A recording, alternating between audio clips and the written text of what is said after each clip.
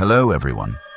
Before we start, make sure to like and subscribe to the channel and leave a comment with where you're from and what time you're watching. That way, YouTube will keep showing you stories just like this one. Now, let's begin.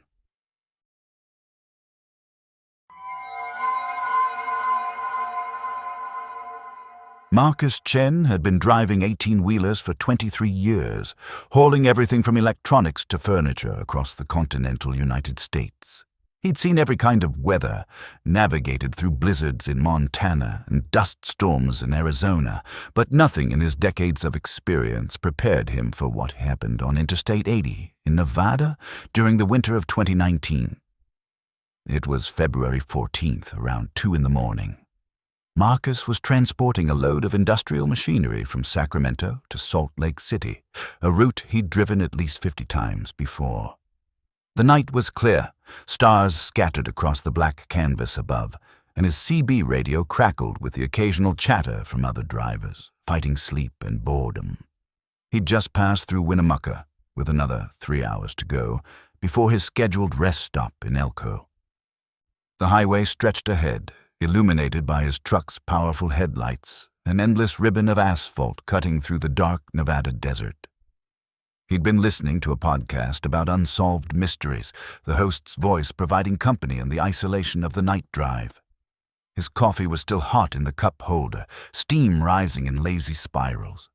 Everything was routine, comfortable in its familiarity. Then his headlights caught something odd. The road ahead seemed to shimmer, like heat waves rising from summer pavement, except it was 38 degrees outside. Marcus blinked hard, thinking fatigue might be playing tricks on his eyes, but the distortion remained. It looked like the air itself was rippling, creating a translucent curtain across all 4 lanes of the interstate.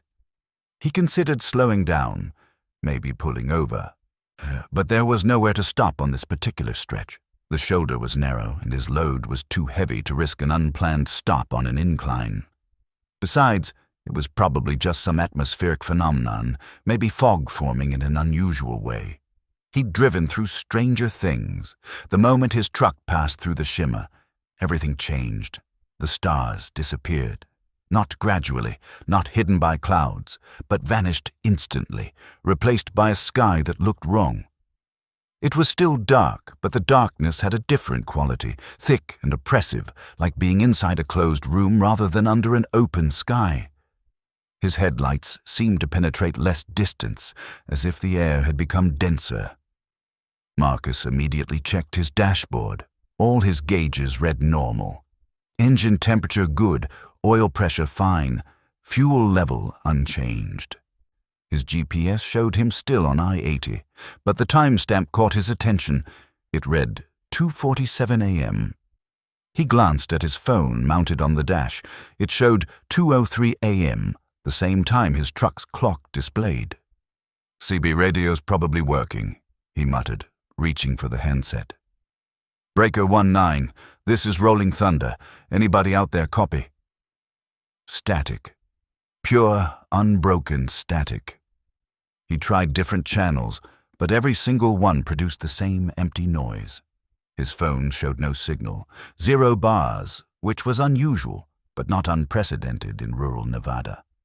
What bothered him more was the road itself. The white and yellow lines looked faded, worn down to barely visible traces. The asphalt seemed older, more cracked, with weeds growing through fissures he was certain hadn't been there minutes before. He'd just driven this route 2 weeks ago, and the highway had been recently resurfaced, smooth and well-maintained. He drove for what felt like 20 minutes, watching the mile markers. Except they weren't progressing normally. He passed marker 229 3 times. Each time he approached it, he was certain he'd driven past it, but there it was again, the same number reflecting in his headlights. His speedometer showed a steady 65 miles per hour.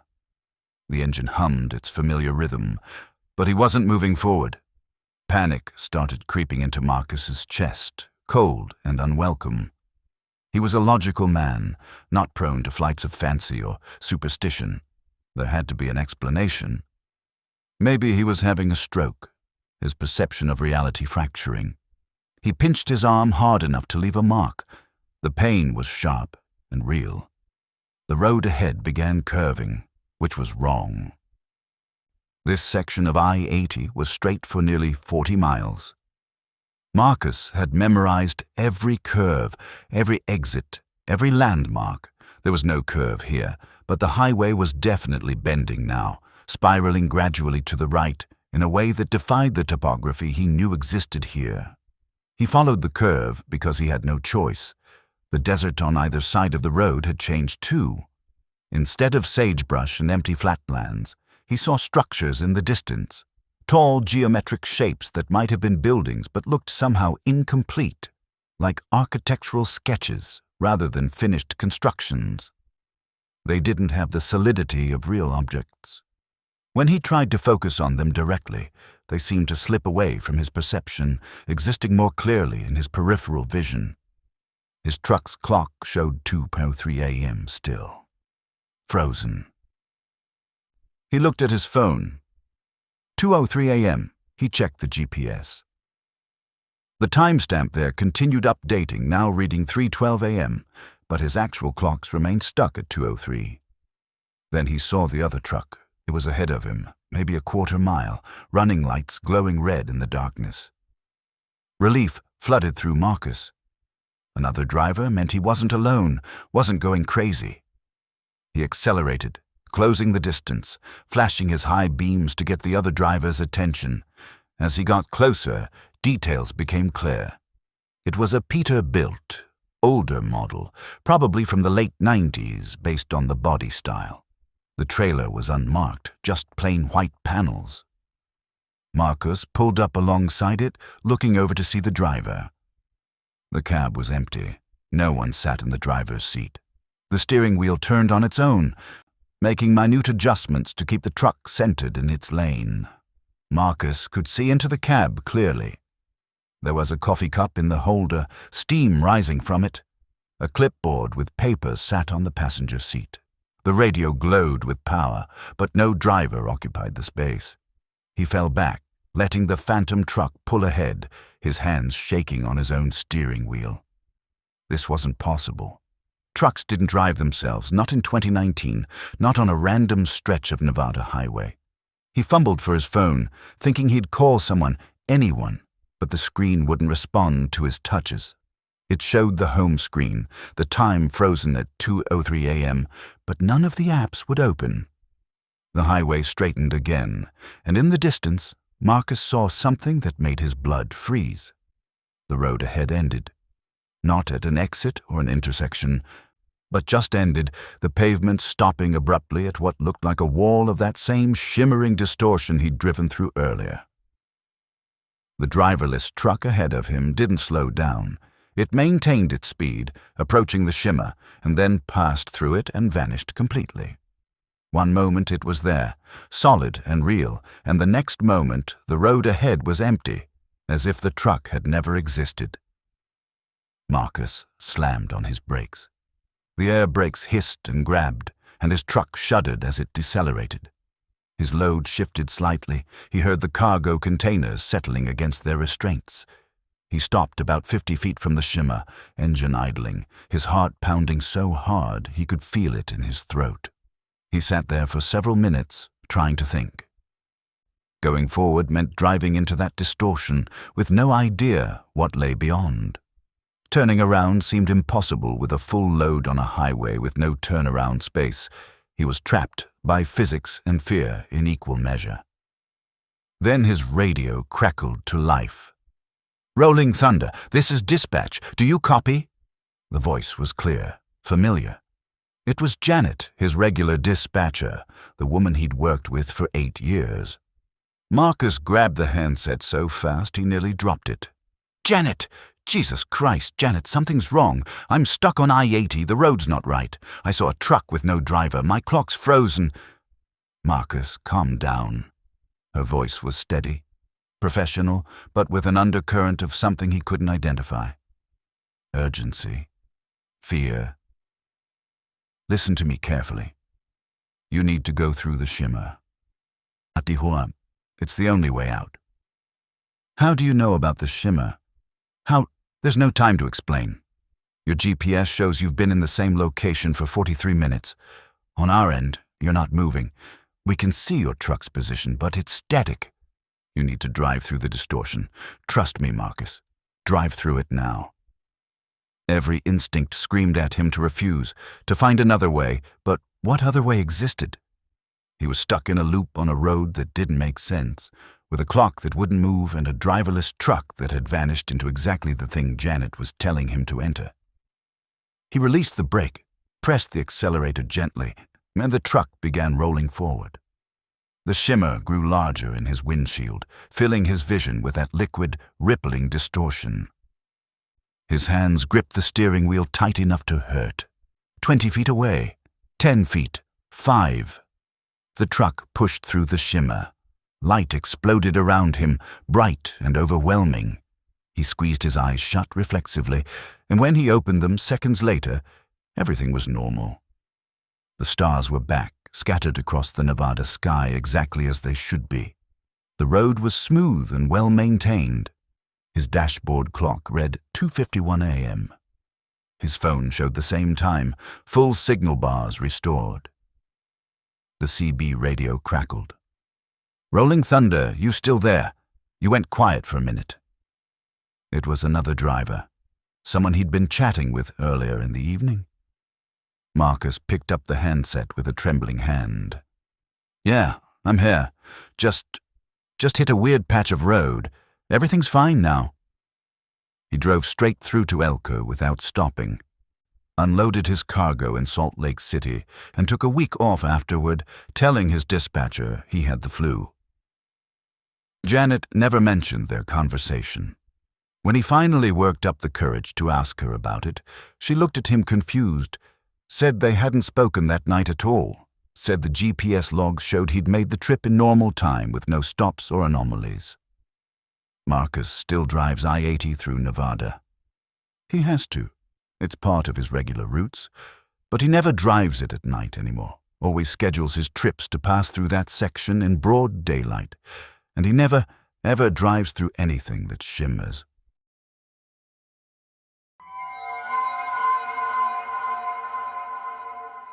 Denise Morrison had been a long-haul trucker for 16 years, one of the relatively few women in the profession, and she'd earned respect through competence and professionalism. She specialized in refrigerated transport, hauling perishables across the Midwest and South, a job that required strict timing and attention to temperature controls. The load she was carrying that October night in 2021 was salmon fillets, bound from Seattle to Atlanta, worth over $200,000 and requiring constant temperatures of exactly 31 degrees Fahrenheit. She'd been on the road for 9 hours, having started her shift in Boise at noon, now pushing through southern Wyoming on Interstate 80 as evening darkness settled over the landscape. Her GPS showed a truck stop coming up in 40 miles, just outside Rawlins, a place she'd stopped before called the Mountain View Travel Plaza. It had good coffee, clean showers, and a small diner that served decent breakfast food 24 hours a day. The temperature gauge on her refrigeration unit caught her attention. It was reading 33 degrees, 2 degrees higher than specification. Not critical yet, but concerning. She'd had the unit serviced just last week, and it had been running perfectly. She adjusted the thermostat down, and the compressor kicked into a higher cycle. The temperature dropped back to 31 degrees. Probably just a sensor glitch. 20 miles from the truck stop, her fuel warning light came on. She'd been planning to refuel at Mountain View anyway, so the timing was fine, if a bit closer than she liked to cut it. Denise preferred keeping her tank above a quarter full, a habit born from too many years of unexpected delays and detours. But she had enough to make it comfortably. The landscape around her was classic Wyoming, rolling hills, scrub vegetation, and vast emptiness punctuated by occasional ranch houses with lights glowing warm in the distance. A nearly full moon rose in the east, casting silver light over everything. Traffic was light, just a few cars passing in the opposite direction every few minutes. The exit sign appeared in her headlights. Mountain View Travel Plaza, next exit. She put on her turn signal and guided the rig down the off-ramp, a wide curve that led to a frontage road. Her headlights swept across the truck stop as she approached. Something was wrong. The Mountain View she remembered was a modern facility built maybe 10 years ago, with bright LED lighting, a row of diesel pumps, and a building with large windows that let you see the store inside. This place was different. The building looked older, much older, with a design that seemed from the 1970s or early 80s. The lighting came from yellowish sodium vapor lamps that cast an odd, sickly glow over everything.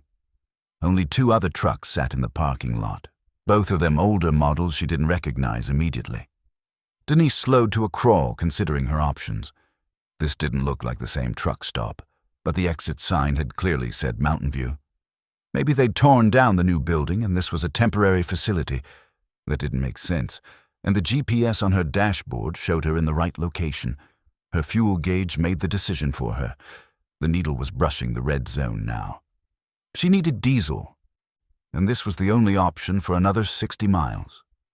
She pulled up to one of the pumps, set the air brake, and climbed down from the cab. The air smelled wrong. Not bad, exactly, but different. There was a chemical tinge to it, something almost metallic, and the smell of diesel was stronger than it should be, as if something was burning not quite clean. The temperature felt wrong, too. Her truck's external thermometer had read 42 degrees, but standing outside, it felt colder, like mid-30s. The pump was an old mechanical model, the kind with physical number tumblers that clicked as they incremented, not the digital displays she was used to. The credit card reader looked ancient, and when she tried to swipe her fleet card, nothing happened. The screen remained blank, no power indicator at all. Have to pay inside. Honey. The voice startled her. She spun around to see a man standing near the building's entrance, smoking a cigarette. He was maybe 50, wearing a mechanic's jumpsuit with a name patch that read Earl. His face was weathered and deeply lined, and his eyes had a strange quality, reflecting the yellow light in an almost luminous way. "Credit card readers down?" Denise asked, keeping her voice steady despite the unease creeping through her. "Don't have credit card readers," Earl said, taking a long drag on his cigarette. "Cash or check inside." "You don't have credit card readers? What kind of truck stop doesn't—" She stopped herself. Getting confrontational wouldn't help. "Fine, I'll come inside." She walked toward the building, Earl holding the door open for her. The interior was like stepping into a time capsule. The floor was worn linoleum, cracked and yellowed with age. The shelves held products, but the packaging looked outdated, brands she hadn't seen in years or didn't recognize at all. There was a lunch counter with red vinyl stools, several of them repaired with duct tape. Behind the counter stood a woman in her 60s, her hair in an elaborate style that might have been fashionable decades ago. "Help you?" the woman asked. Her voice was pleasant but flat, lacking warmth. "I need to fill up. Pump 3, Denise said. "And I need to use a credit card. I don't carry enough cash for a full tank of diesel." The woman smiled, but it didn't reach her eyes. "We don't have credit card machines here. Cash or check only." "That's impossible. Every truck stop in America takes cards. It's federal law for interstate commerce." "Not here," the woman interrupted gently. "Never have. Cash or check." Denise felt her frustration rising. This was ridiculous. She turned to leave, planning to drive on fumes if necessary to reach the next stop, but Earl was blocking the door, still smoking his cigarette despite being indoors. "Might want to check your refrigeration unit," he said conversationally. "Saw the temperature reading on your control panel, running hot." Cold fear replaced her frustration. Her rig was 40 feet away. There was no way he could have seen the control panel readings from this distance. Not in the dark, not through the cab's tinted windows. Those gauges were inside, visible only from the driver's seat. "How did you—" "We help truckers here," Earl said. "That's what we do. You're having problems." Your reefer unit's about to fail. You'll lose that whole load of salmon if you don't get it fixed. $250,000 of spoiled fish." He said the figure exactly, the precise value of her cargo. Denise's hand moved to her phone in her pocket. No signal. The screen showed 0 bars, and when she tried to open any app, they wouldn't load. She was alone here with these people who knew things they couldn't possibly know. "I'm leaving," she said firmly, moving toward Earl. "Get out of my way."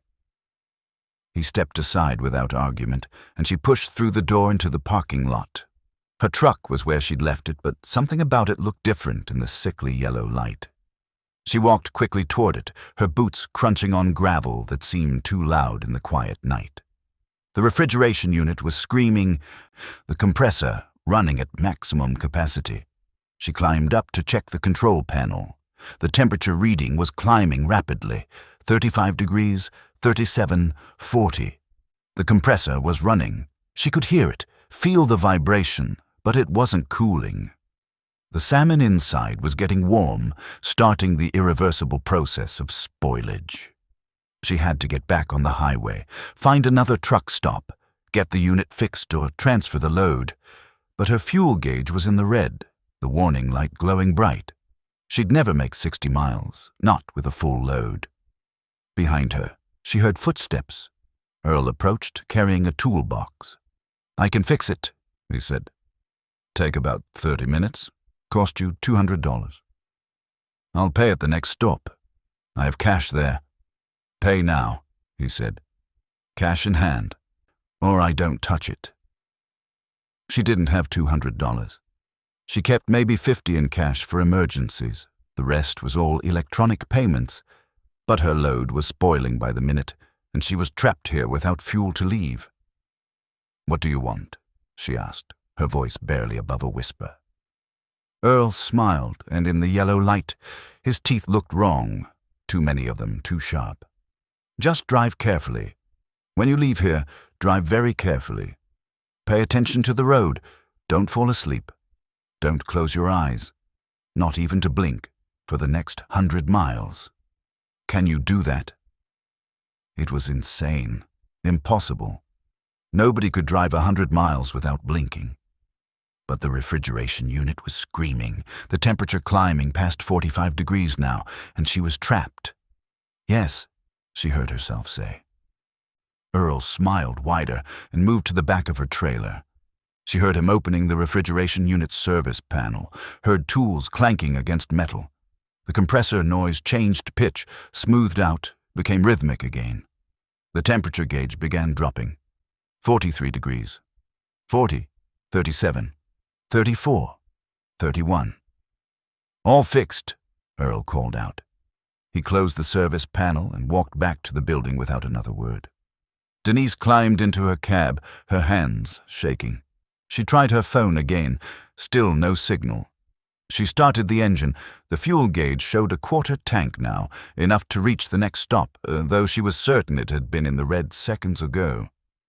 She released the brake and pulled out of the parking lot onto the frontage road. In her mirrors, she watched the truck stop recede behind her. The yellow lights seemed to pulse, and for just a moment she thought she saw dozens of trucks in the lot, not just the two, but then she blinked and there were only two again. The on-ramp took her back to I-80. Traffic was normal, cars and trucks moving at highway speeds through the night. Everything seemed regular again. Her GPS showed the route clearly. Her phone signal returned, full bars. She drove for an hour before she realized she'd forgotten Earl's instruction. She'd blinked hundreds of times, unable to keep her eyes open continuously. But nothing bad had happened. The road was normal. The truck ran fine. The refrigeration unit maintained perfect temperature. When she finally stopped at a real truck stop in Rawlins, the first thing she did was search for Mountain View Travel Plaza on her phone. The results showed it had existed. But it had closed in 1987, demolished in 1989. The land where it once stood was now empty, owned by the state, marked for future development that had never happened. 3 days later, safe at home after completing her delivery, Denise was scrolling through news on her phone when an article caught her attention. A trucker had fallen asleep at the wheel on I-80 in Wyoming, crossed into oncoming traffic, and caused a massive accident. 6 people died. The accident happened exactly 100 miles from where the old Mountain View Travel Plaza used to be. The trucker who fell asleep was driving a different route that night. He wasn't supposed to be anywhere near that section of highway, but somehow, impossibly, he was. Denise never took loads through Wyoming again. She quit long-haul trucking entirely 6 months later, took a job doing local deliveries where she was home every night. She still drives, but never at night, never on highways, never past places that have closed but somehow remain.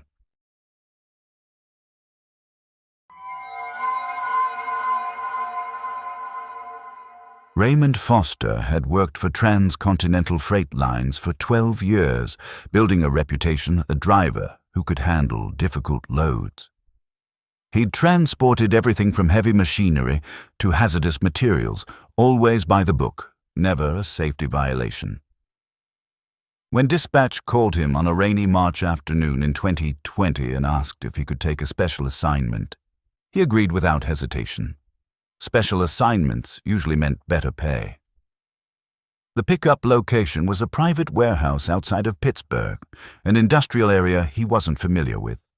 The paperwork was minimal, unusual for a commercial load, just a manifest that listed the cargo as medical research materials with a destination in Denver. The weight was listed as 18,000 pounds, well within his truck's capacity. The pay was double his normal rate for a cross-country run. Raymond arrived at the warehouse at 6 p.m. just as instructed. The building was nondescript, gray concrete walls with few windows, surrounded by a chain-link fence topped with razor wire. A security guard at the gate checked his credentials, made a phone call, then waved him through to the loading dock. The loading process was strange. 3 men in white hazmat suits brought out the cargo on pallets, sealed containers made of some kind of thick plastic or composite material. Each container was about 4 feet long, 2 feet wide, and 2 feet deep, with warning labels he didn't recognize. Not the standard hazmat symbols, but something else, symbols that looked almost like letters from an alphabet he didn't know. Temperature control? Raymond asked the supervisor, a man who gave only his first name as David. Ambient is fine, David said. Just keep them secure. No sudden stops, no rough roads if you can help it. Drive carefully. What exactly am I transporting? Medical research materials, David repeated, his tone making it clear that no additional information would be provided. You don't need to know more than that. Just deliver them intact to the address in Denver. The containers were loaded and secured with extra straps, more than Raymond would normally use. The men in hazmat suits were careful to the point of paranoia, checking each strap multiple times, testing the tie-downs, ensuring nothing could shift during transport. The whole process took nearly 2 hours for a load that should have taken 30 minutes. Finally, the trailer was sealed, the paperwork signed, and Raymond was cleared to depart. He pulled out of the warehouse complex as the sun was setting, painting the clouds orange and red. The weather forecast showed clear conditions across Pennsylvania and Ohio, possible snow in the Rockies, but nothing his rig couldn't handle. He made good time through Pittsburgh, heading west on I-76 toward Ohio. The truck handled well, the load balanced and secure. He settled into the rhythm of the drive, watching the mile markers tick by, listening to music from his phone through the truck's speakers. Around midnight, somewhere in eastern Ohio, he heard the first whisper. It was so faint he thought it might be the wind, or maybe interference in his speakers. Just a soft susurration, like someone speaking too quietly to understand. He turned down the music, listening. Nothing. Just the steady hum of the engine and the white noise of tires on asphalt. He turned the music back up, shaking his head. Long night drives did this sometimes. Made you hear things that weren't there. see shadows that didn't exist. The mind filled empty spaces with phantom sensations. An hour later, it happened again. This time clearer, distinct enough that he was certain it was a voice. Or voices, plural, speaking in unison in a language he didn't recognize. The sounds were coming from behind him, from the trailer. Raymond's first thought was that someone had stowed away in the trailer. Homeless people sometimes did that in truck yards, crawling into unsealed trailers looking for a place to sleep. But his trailer had been empty before loading and sealed after. Nobody could have gotten inside. He grabbed his CB radio. Breaker 19. Anyone else on I-70 hearing weird sounds? Might have radio interference. Responses came back negative. Other drivers reported clear signals, no unusual sounds. One driver suggested he might be picking up a distant AM radio station that happened sometimes with certain atmospheric conditions. Raymond tried to convince himself that was the explanation, but the whispers continued, gradually getting louder over the next hour. They definitely came from the trailer, and they definitely weren't radio interference. The sounds were rhythmic, almost like chanting, multiple voices speaking the same words in sync, though the words themselves remained incomprehensible. Near Columbus, he pulled into a rest area, parked away from other vehicles, and climbed out to inspect the trailer. The seal was intact, unbroken. He pressed his ear against the trailer wall and listened. The whispering stopped. Complete silence from inside, so suddenly that it was almost worse than the noise. He stood there for 5 minutes, listening to nothing but his own breathing and distant traffic from the highway. Maybe it had been his imagination after all, stress and fatigue creating auditory hallucinations. He got back in the cab and continued driving. The whispers started again 30 minutes later. This time they were louder, more insistent, and he could almost understand them. The language was still foreign, but certain sounds repeated in patterns that seemed to carry meaning. It sounded like questions or perhaps commands, the tone rising at the end of phrases in a way that implied inquiry or demand. Raymond's hands tightened on the steering wheel. This was wrong. All of it. Medical research materials didn't whisper in unknown languages. Cargo didn't speak at all, but he'd signed a contract, accepted payment, and abandoning a load would end his career in trucking. Nobody hired drivers who dumped cargo. He pushed on through the night, through Indiana, into Illinois. The whispers grew stronger, more varied, as if multiple conversations were happening simultaneously in the sealed containers behind him. Sometimes they seemed argumentative, different voices overlapping and conflicting. Other times they were harmonious, achieving a synchronization that was beautiful and terrible at once. Near Indianapolis, his phone rang. The caller ID showed his dispatcher, which was strange at 3 a.m. He answered on Bluetooth. "Raymond, how's the transport going?" It was David's voice. The supervisor from the warehouse, not his regular dispatcher. "How did you get this number? And the load is making sounds, voices. What the hell am I transporting?" "It's important that you continue to Denver," David said, his voice calm and measured. "What you're hearing is normal, expected. The cargo is sensitive to motion and sometimes produces sounds. It's harmless." "Cargo doesn't produce sounds."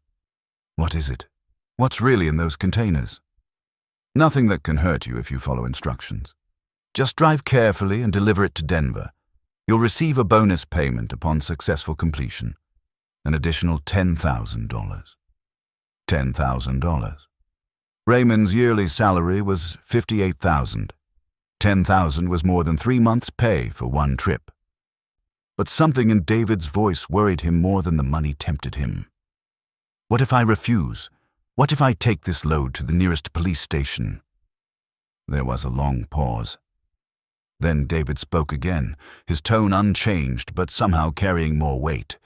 "That would be inadvisable. The cargo is sensitive, Raymond.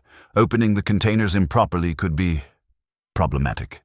For you, for anyone nearby. Best to just complete the delivery. The call ended. Raymond tried to dial back, but the number showed as disconnected. He tried his dispatcher's regular number, got voicemail, left a message that probably sounded insane. The whispers grew louder, now clearly audible over the engine noise and road sounds. They filled the cab, seemed to come from everywhere at once. Raymond felt pressure building in his skull, a headache forming behind his eyes. The voices were getting inside his head somehow, not just heard through his ears, but perceived directly in his brain. He understood fragments now, numbers, coordinates maybe, dates, or what sounded like dates, though in a format that didn't match anything he knew. And names, or things that might be names, words that hurt to think about, concepts that seemed to reference geometries his mind couldn't visualize. Near St. Louis, Raymond seriously considered jackknifing the truck, dumping the whole load into a ditch and walking away. He'd lose his job, maybe face lawsuits, but he'd be free of this cargo that was definitely not medical research materials. His hand moved toward the steering wheel, ready to jerk it hard to the right. The whispers stopped. Instantly. Complete silence. Then a single voice spoke, clear and distinct, in perfect English. "Don't do that, Raymond. You're almost there. Just a few more hours. Complete the delivery and everything will be fine. You'll receive your payment. You'll go home. You'll forget about this. Don't you want to go home?" His hands were shaking so badly he nearly lost control of the truck anyway. The voice knew his name, knew his thoughts. Whatever was in those containers was aware, conscious, reading his mind. "What are you?" he whispered. "Cargo," the voice said, and there was something like humor in it. "Medical research materials, exactly what the manifest says. We're being transported for study. That's all you need to know." "You're not medical research. You're alive. You're thinking beings." "Definitions vary," the voice said. "What's alive? What's thinking? These are complex questions, but we're not hostile. Raymond, we're just going where we need to go. Help us get there, and you'll be compensated. Refuse and, well, there are others who can drive. Others who will be more cooperative." The threat was clear, and Raymond understood with sudden, cold clarity that he'd been selected not just for his driving record, but for his lack of family. He lived alone, had few close friends, his parents were dead, his sister lived overseas and they rarely spoke. If he disappeared, few would notice, fewer would investigate. He drove through Missouri, Kansas, into Colorado as the sky gradually lightened with dawn. The whispers continued, sometimes in that unknown language, sometimes in English, offering reassurances and occasionally making veiled threats. They knew things about him, personal details they couldn't possibly know. They mentioned his childhood dog's name, described the layout of his apartment, quoted from emails he'd sent. Denver appeared on the horizon as the sun rose, the mountains beyond, snow-capped and beautiful. Raymond was exhausted, his eyes burning, his hands cramping from gripping the wheel too tight for too long. But he was almost there, almost done with this nightmare job. The delivery address was another warehouse, this one on the outskirts of Denver in an industrial park. It looked almost identical to the pickup location, same gray concrete, same razor wire fence, same minimalist design. Different men in hazmat suits waited at the loading dock. The unloading was quick and efficient. The containers were removed from the trailer and carried into the warehouse. None of the workers spoke to Raymond, just did their jobs with practiced efficiency. Within 20 minutes, his trailer was empty.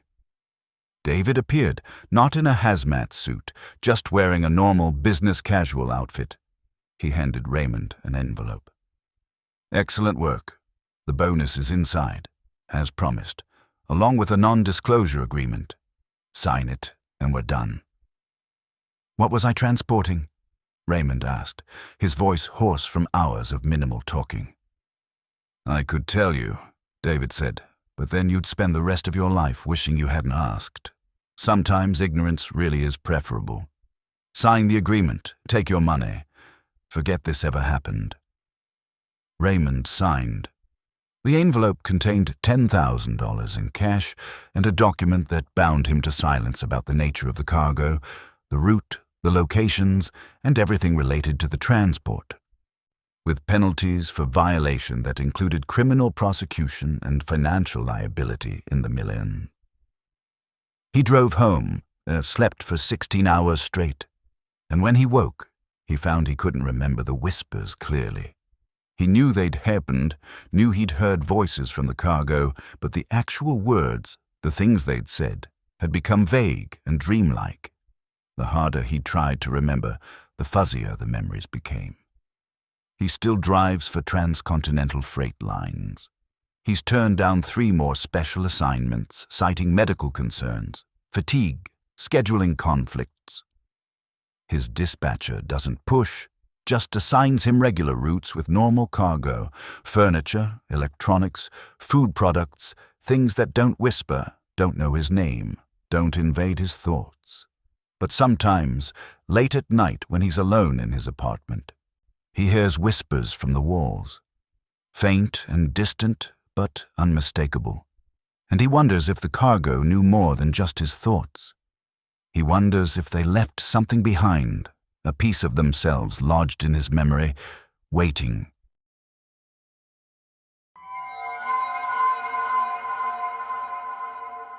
Jackson Webb had been driving nights for 6 years, preferring the emptier roads and cooler temperatures of darkness. He ran a dedicated route from Minneapolis to Omaha and back, transporting auto parts for a manufacturer that kept him on a strict schedule. 3 round trips per week, 42 weeks per year, 2 weeks vacation, and 2 weeks personal time. It was predictable work, reliable income, and he'd memorized every exit, every curve, every truck stop along the route.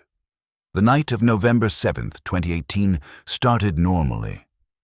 Jackson left Minneapolis at 10 p.m. with a full load of engine components, the trailer packed tight with parts bound for an assembly plant in Nebraska.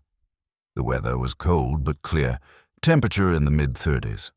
No precipitation forecast. He'd made this exact trip 263 times before. Nothing suggested this run would be any different. He took I-35 south out of Minneapolis, planning to connect with I-80 near Des Moines, a route so familiar he could drive it half asleep. Traffic was light, mostly other commercial trucks and occasional cars. His CB radio crackled with the usual chatter. Drivers complaining about traffic, weather, companies, the endless litany of the road. South of Albert Lee, Minnesota, around midnight, Jackson noticed another truck pacing him in the left lane.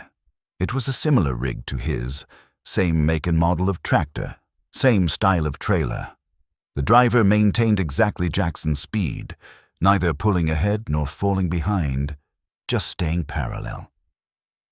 Jackson glanced over, trying to see into the other cab. The windows were tinted dark, darker than was probably legal, impossible to see through even with his headlights reflecting off them. The truck's running lights and markings looked identical to his own rig, down to the company logo on the trailer. He grabbed his CB handset. "Westbound driver in the Hammer lane. You driving a Werner truck? You're looking familiar." No response. Just static. The other truck continued pacing him, exactly matching his speed. Jackson tried again on different channels, calling out to the mystery driver, but got nothing back except static or responses from truckers who said they didn't see any Werner truck in that location. One driver specifically said, "You're the only commercial vehicle I see on this stretch, friend. Maybe you're seeing a car."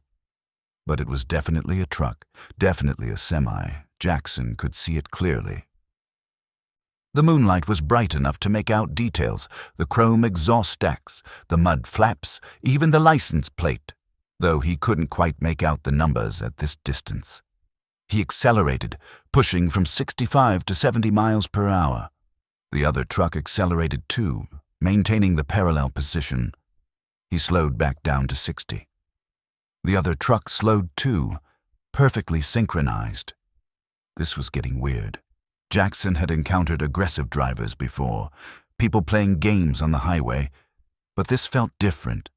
There was something too precise about the matching speeds, too deliberate about the positioning. Near the Iowa border, a third truck appeared in his mirrors, approaching from behind. It was also a Werner truck, identical to his and the one pacing him. It pulled up behind Jackson, maintaining a following distance of maybe 50 feet, right at the edge of safe spacing. Now there were 3 identical trucks, the one beside him, the one behind him, and his own. Jackson felt his pulse quicken. This wasn't coincidence. 3 identical trucks, all moving in formation, all refusing to respond on the CB. He tried his cell phone, thinking he'd call dispatch, report this weird situation. No signal. The phone showed 0 bars, which was unusual, but not unprecedented in rural Iowa. He'd regain signal soon enough. A 4th truck appeared, pulling ahead of Jackson in the right lane, then slowing until it was directly in front of him. 4 trucks now, boxing him in, front, back, left side, all identical to his rig, all moving in perfect synchronization, maintaining formation at 65 miles per hour. Jackson's breathing became shallow, rapid. This was impossible. He knew every Werner driver on this route. There weren't this many trucks assigned to this corridor, and even if there were, there was no reason for them to be moving in formation like this. He tried to break free, jerking the wheel right to take the shoulder, planning to brake hard and let them pass. But when he turned the wheel, nothing happened. The truck continued moving straight, as if the steering had locked. He pulled harder, panic flooding through him. The wheel turned in his hands, but the truck didn't respond, just kept rolling forward in the same lane at the same speed. The brake pedal was equally useless. He pressed it down, felt the resistance, heard the air brake system engage, but the truck didn't slow. The speedometer remained fixed at 65 miles per hour. He wasn't driving anymore. The truck was moving on its own, or something was controlling it, keeping it in formation with the others. The convoy of identical trucks continued south, passing through small Iowa towns, their headlights illuminating empty streets and closed businesses. Jackson tried everything. Engine shut off, turned itself back on. Emergency brake. No effect. Even considered jumping from the cab. Doors wouldn't open, handles turned, but the latches didn't release. Around 2 a.m., the convoy exited I-35, taking a highway Jackson didn't recognize. That was impossible. He knew every road in this area, every exit, every intersection. But this highway wasn't on his mental map, wasn't on his GPS, which had frozen, showing his position still on I-35 near Mason City. The new road was older, the pavement cracked and poorly maintained with faded line markings. No other traffic appeared, no signs indicated destinations or distances. Just an empty highway stretching through dark farmland under the moonlight. The convoy maintained formation, 4 identical trucks moving as one unit. Jackson sat helpless in his cab, hands on a steering wheel that didn't control anything, watching a road he didn't recognize unreeling in his headlights. Then he saw it, a 5th truck parked on the shoulder ahead. Another Werner truck exactly like his and the others. But this one wasn't moving. It sat dark and silent, no running lights, looking abandoned. The convoy slowed, all 4 trucks decelerating together, and pulled over to the shoulder near the parked truck. Jackson's truck came to a complete stop, engine still running, lights still on, but motionless. He tried the door again. This time it opened, swinging wide on its hinges with a creak that seemed too loud in the quiet night. He climbed down from the cab, his legs shaky from hours of enforced immobility and fear. The other trucks sat with engines idling, but their cabs were empty. Jackson walked to the nearest one, the truck that had been pacing him on his left, and looked through the window. No driver. The seat was empty, the controls unmanned, but the engine ran. The lights glowed. The dash displays showed normal operation. All 4 trucks in the convoy were empty, driving themselves. The 5th truck, the parked one, was also empty. But something about it drew Jackson's attention. He approached it slowly, his breath misting in the cold air. The trailer's rear doors were open, hanging loose on their hinges. Inside was darkness so complete it seemed to absorb light rather than merely lacking it. Jackson pulled out his phone, activated the flashlight function, and shone it into the trailer. The beam penetrated maybe a foot before being swallowed by that absolute darkness, showing nothing but itself being consumed by black. A sound came from inside the trailer.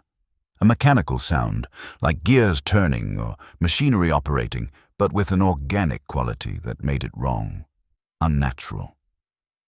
And beneath that sound, voices. Many voices, overlapping, speaking in that same unknown language he'd heard descriptions of from other drivers, but never experienced himself until now. He stepped back from the trailer, his instinct screaming danger. Whatever was in there, whatever had created this situation, wasn't something he wanted to meet. The convoy truck's engines revved higher, a clear signal. Get back in your truck. Return to the formation. Continue the journey. Jackson ran back to his own truck, climbing into the cab and pulling the door shut. The moment he was inside, all 5 trucks started moving. The parked truck's rear doors swung closed with a metallic clang, and it pulled back onto the highway, taking a position at the front of the convoy. Now there were 5 trucks, all identical, all moving together. The convoy drove for another hour on that unknown highway, then turned onto another road, then another. The GPS remained frozen, useless. His phone still showed no signal. Jackson had no idea where he was, couldn't estimate distance or direction, could only sit and watch as the trucks carried him somewhere. Finally, as dawn began lighting the eastern sky, the convoy merged back onto a highway Jackson recognized. I-80, westbound, near Des Moines. The GPS unfroze, updating his position. His phone showed signal bars again. And one by one, the other trucks peeled off, taking exit ramps that led to nowhere Jackson could see, disappearing into the gray morning light. Soon he was alone again, driving his truck normally, steering responsive, brakes working, everything functioning as it should. The clock on his dashboard showed 6:15 a.m. He'd lost 6 hours somewhere on those unknown roads, and his fuel gauge showed he'd consumed far more diesel than the distance traveled could account for. He completed his delivery to Omaha on time, said nothing to anyone about the Mirror convoy, and drove back to Minneapolis in silence. But he checked the trailer twice before leaving Omaha, making absolutely certain it was empty except for the return cargo. Jackson still runs the Minneapolis-Omaha route, still drives nights, but he's noticed something that keeps him awake even when exhaustion threatens. Every few trips, he sees one of the Mirror trucks. Just one. Never the full convoy. Just a single identical Werner truck pacing him for a few miles before disappearing at an exit. The other drivers on CB radio never see it. His dispatcher confirms there are no other Werner trucks in that area at those times. The Mirror truck follows him occasionally, a reminder of that night. And Jackson wonders if the convoy is still out there somewhere, on those unknown highways that exist parallel to the familiar roads, driving loads that shouldn't exist to destinations that aren't on any map.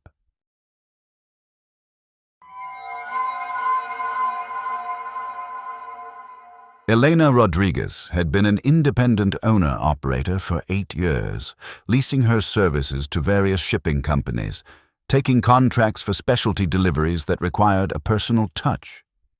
She drove a custom Kenworth she'd named Maria, after her grandmother, the truck maintained to perfection and decorated with family photos on the dashboard.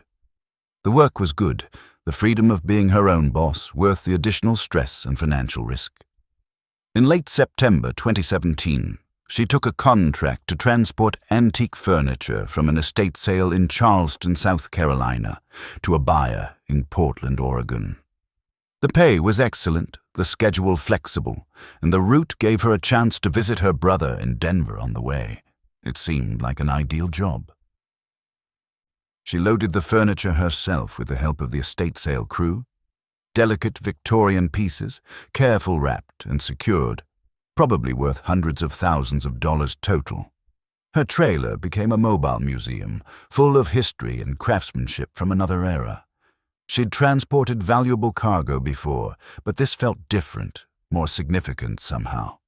These weren't just objects, they were pieces of people's lives, family heirlooms with stories embedded in every scratch and repair. Elena left Charleston at sunrise on September 23rd, planning a 4-day journey with overnight stops in Asheville, Nashville, and Denver before the final push to Portland. The weather was perfect, warm but not hot, clear skies promising good driving conditions. She made it to Asheville without incident, found a truck stop she'd used before, and settled in for the night. She always slept in the truck sleeper cab, more comfortable than most hotels and more secure for valuable cargo. The night passed quietly, and she was back on the road by 6 a.m. The second day took her through Tennessee, the landscape rolling and green, the highway winding through mountains and valleys. She stopped for lunch at a small diner outside Knoxville, ate quickly, and got back on I-40 heading west. That's when she picked up the passenger. She didn't realize it at first. She was driving through a construction zone, reduced speeds and narrow lanes, when she glanced at her passenger seat. A woman sat there, looking out the windshield calmly, as if she'd been there all along. Elena jerked the wheel in shock, nearly sideswiping a concrete barrier. She recovered quickly. Years of experience keeping the truck under control, but her heart hammered in her chest. Who the hell? How did you? She looked at the passenger seat again. Empty. Nobody there. Just her jacket folded on the seat where she'd left it that morning. Hallucination. It had to be. Maybe the lunch had disagreed with her, or maybe she was more tired than she'd realized. She'd heard about road hypnosis, the trance-like state long-distance drivers sometimes entered, that could cause visual anomalies. She stopped at the next rest area, got out and walked around, splashed cold water on her face in the bathroom, bought coffee from a vending machine. She felt fine, alert, no signs of illness or fatigue. Just that one bizarre moment where she'd seen someone who wasn't there. Back in the truck, she checked the passenger seat carefully before starting the engine.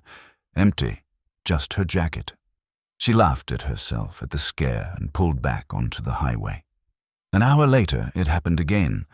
She glanced at the passenger seat, and the woman was there, just sitting calmly, staring forward.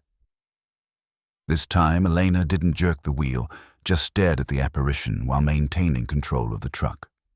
The woman looked solid, real, dressed in clothing from maybe the 1940s or 50s, her hair in an old-fashioned style.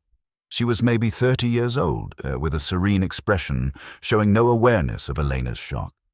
"You're not real," Elena said out loud. "You're not there."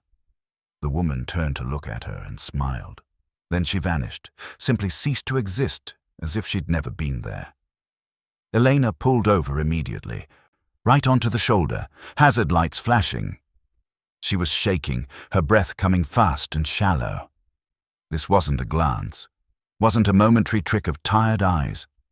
She'd looked at the woman for several seconds, seen details, watched her move and react. She called her brother in Denver, needing to hear a familiar voice. He answered on the second ring. "Carlos, I'm seeing things. There's a woman in my truck who isn't there." "What do you mean? Like a hallucination?" "I don't know. She looks real, but then she disappears. I saw her twice now." Her brother was silent for a moment. Then, "Carbon monoxide. Check your exhaust system.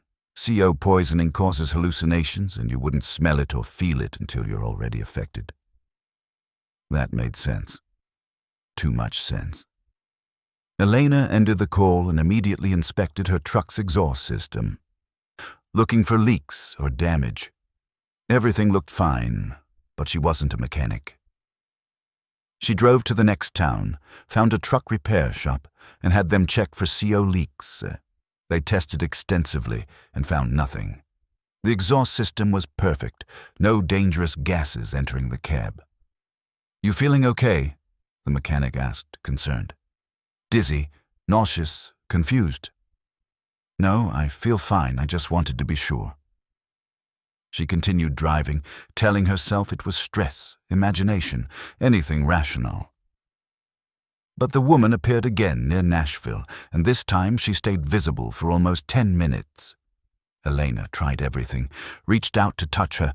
Her hand passed through air, spoke to her, no response, looked away and back, still there. The woman just sat peacefully, occasionally turning to look at Elena with that serene smile, until she faded away gradually, like morning mist dissolving in sunlight. That night, at a truck stop outside Nashville, Elena didn't sleep. She researched online, searching for explanations. Ghost sightings in vehicles were a known phenomenon, apparently. Dozens of stories from drivers who'd seen passengers who weren't there, hitchhikers who vanished, people in back seats who shouldn't exist. Some stories were clearly fabrications, but others had a ring of authenticity, details that matched Elena's experience too closely to dismiss.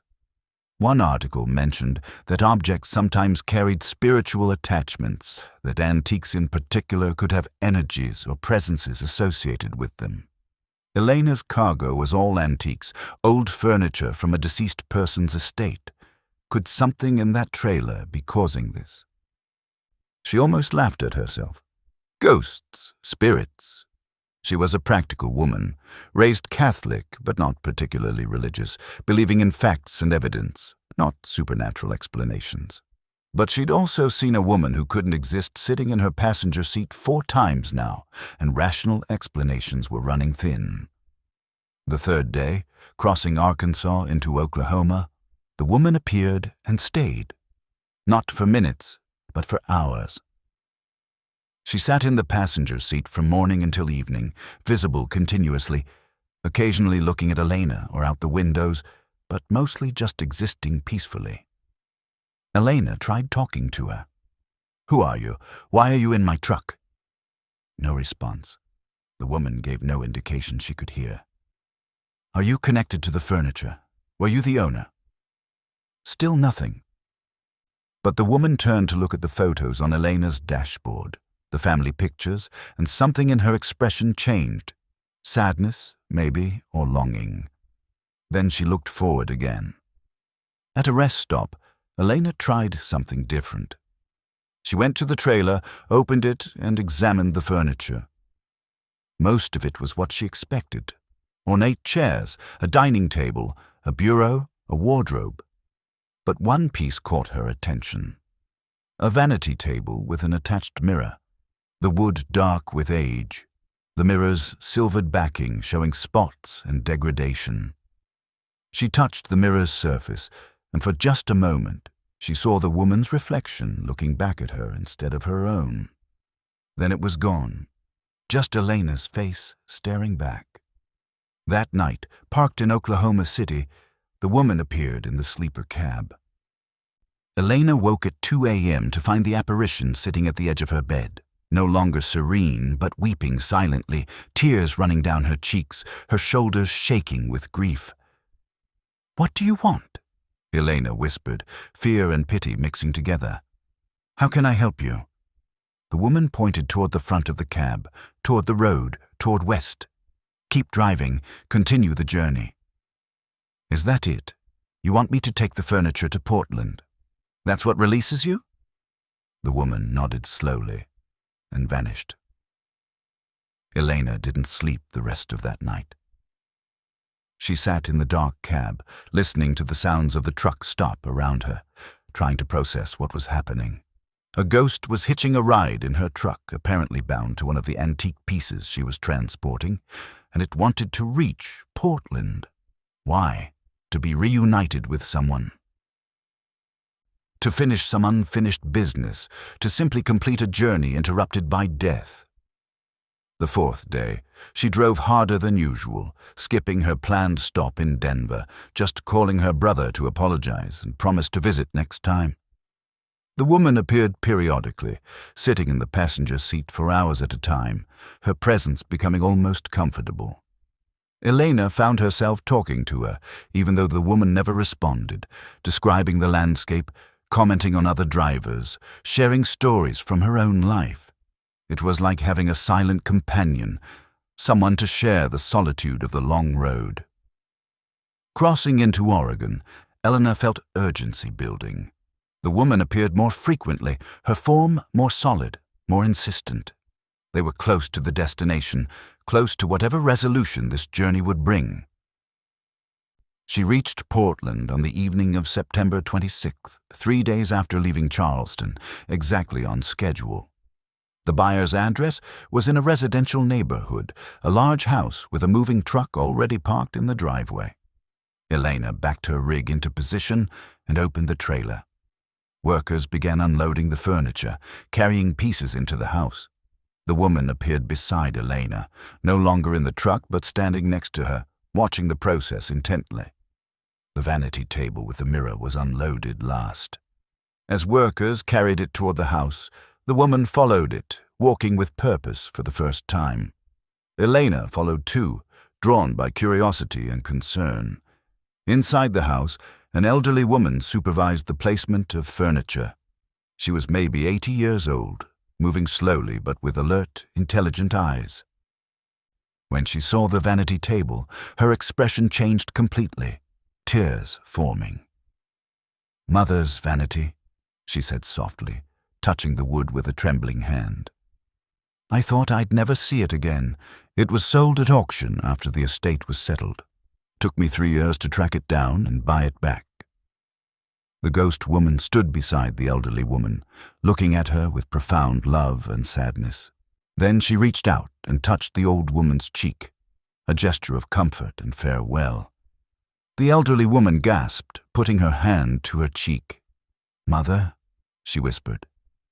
I felt something, like she was here for just a moment." The ghost turned to Eleanor, smiled that serene smile one last time, and faded away, dissipating like smoke in a breeze. Elena felt the absence immediately, a sudden emptiness where the presence had been.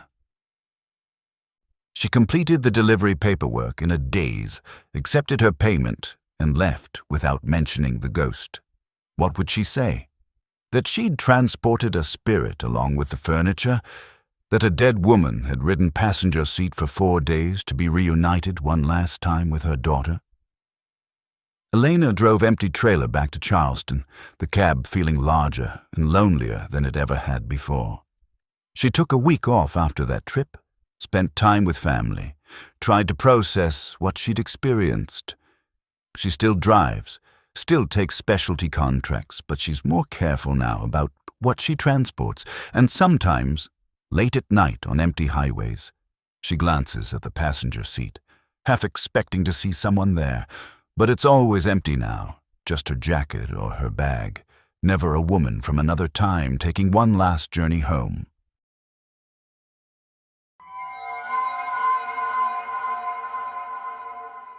Thomas Kimball had driven commercially for 19 years, the last 7 as a dedicated regional driver covering routes through the Midwest.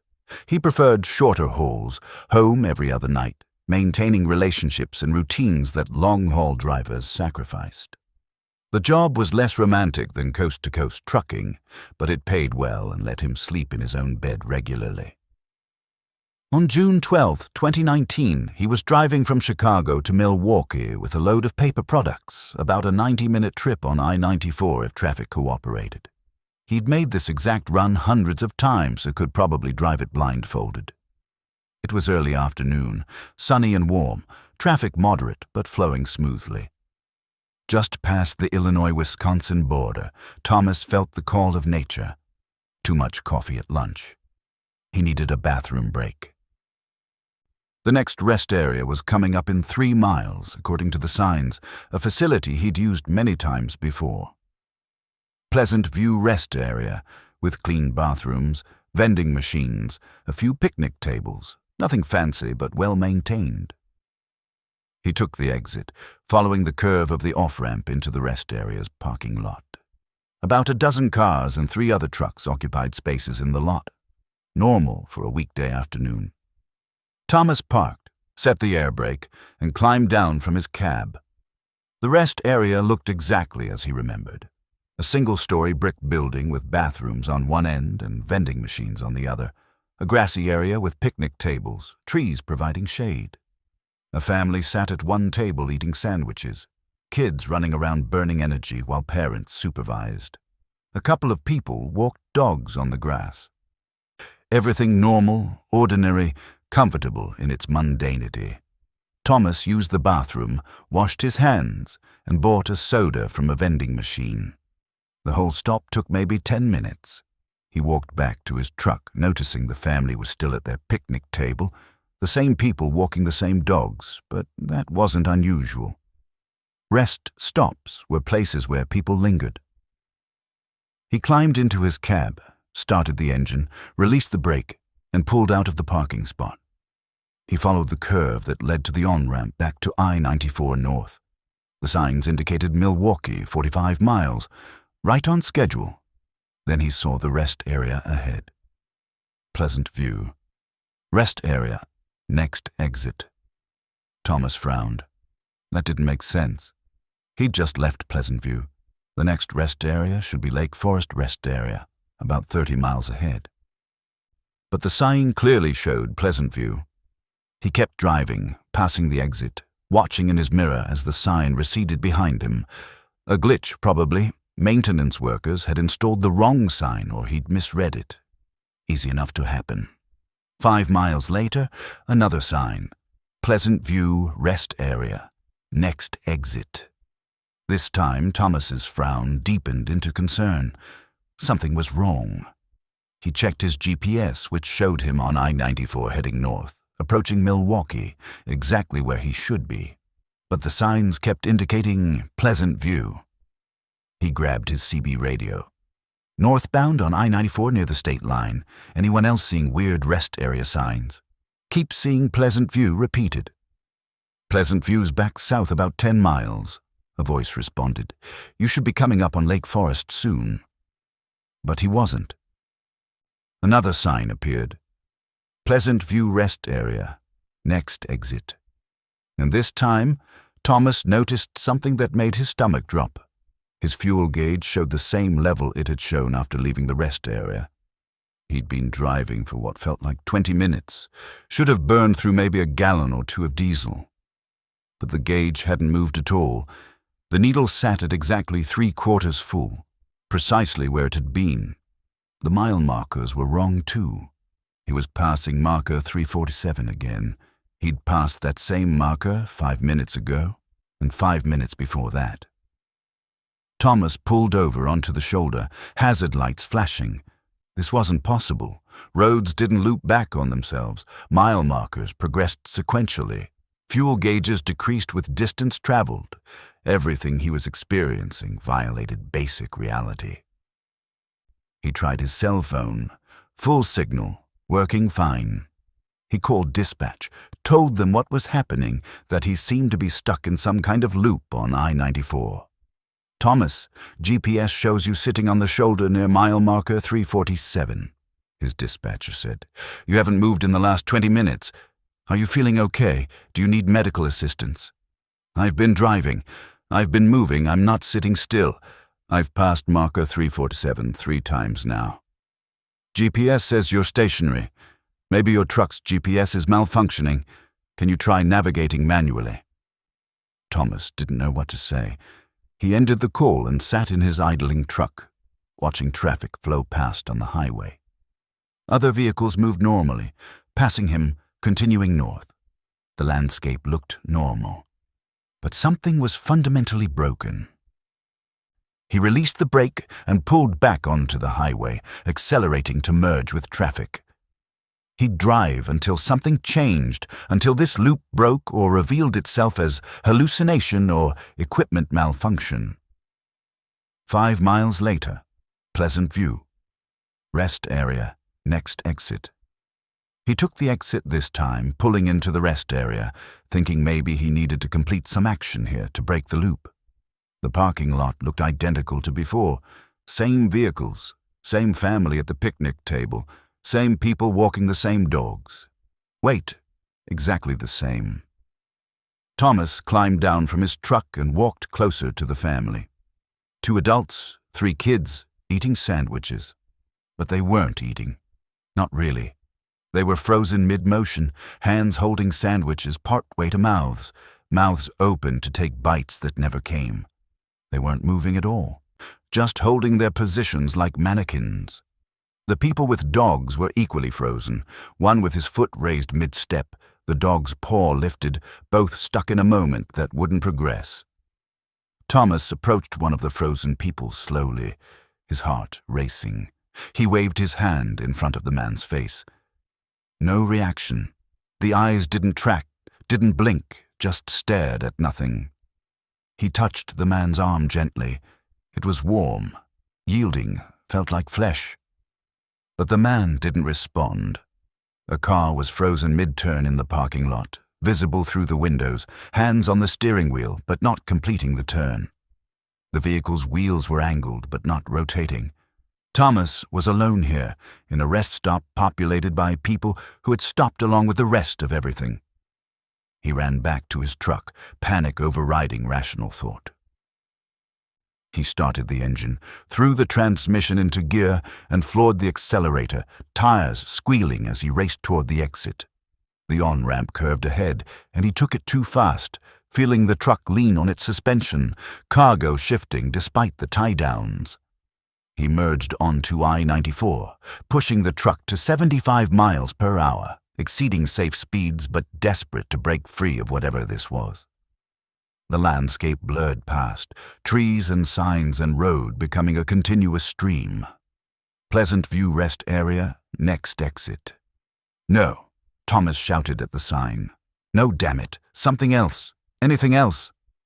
But the loop continued. No matter how fast he drove, no matter which lane he used, the rest area appeared again every few minutes. The same exit, the same sign, offering the same frozen tableau of stopped time. He tried driving south, taking an exit and getting on I-94 southbound, thinking maybe direction mattered. But the signs there said Pleasant View Rest Area too, and when he took that exit, it led to the same parking lot with the same frozen people. Hours passed, or what felt like hours, though his dashboard clock remained stuck at 2:37 p.m., the same time he'd first stopped at the rest area. Thomas drove until exhaustion set in, until his eyes burned and his hands ached from gripping the wheel, but the loop never broke.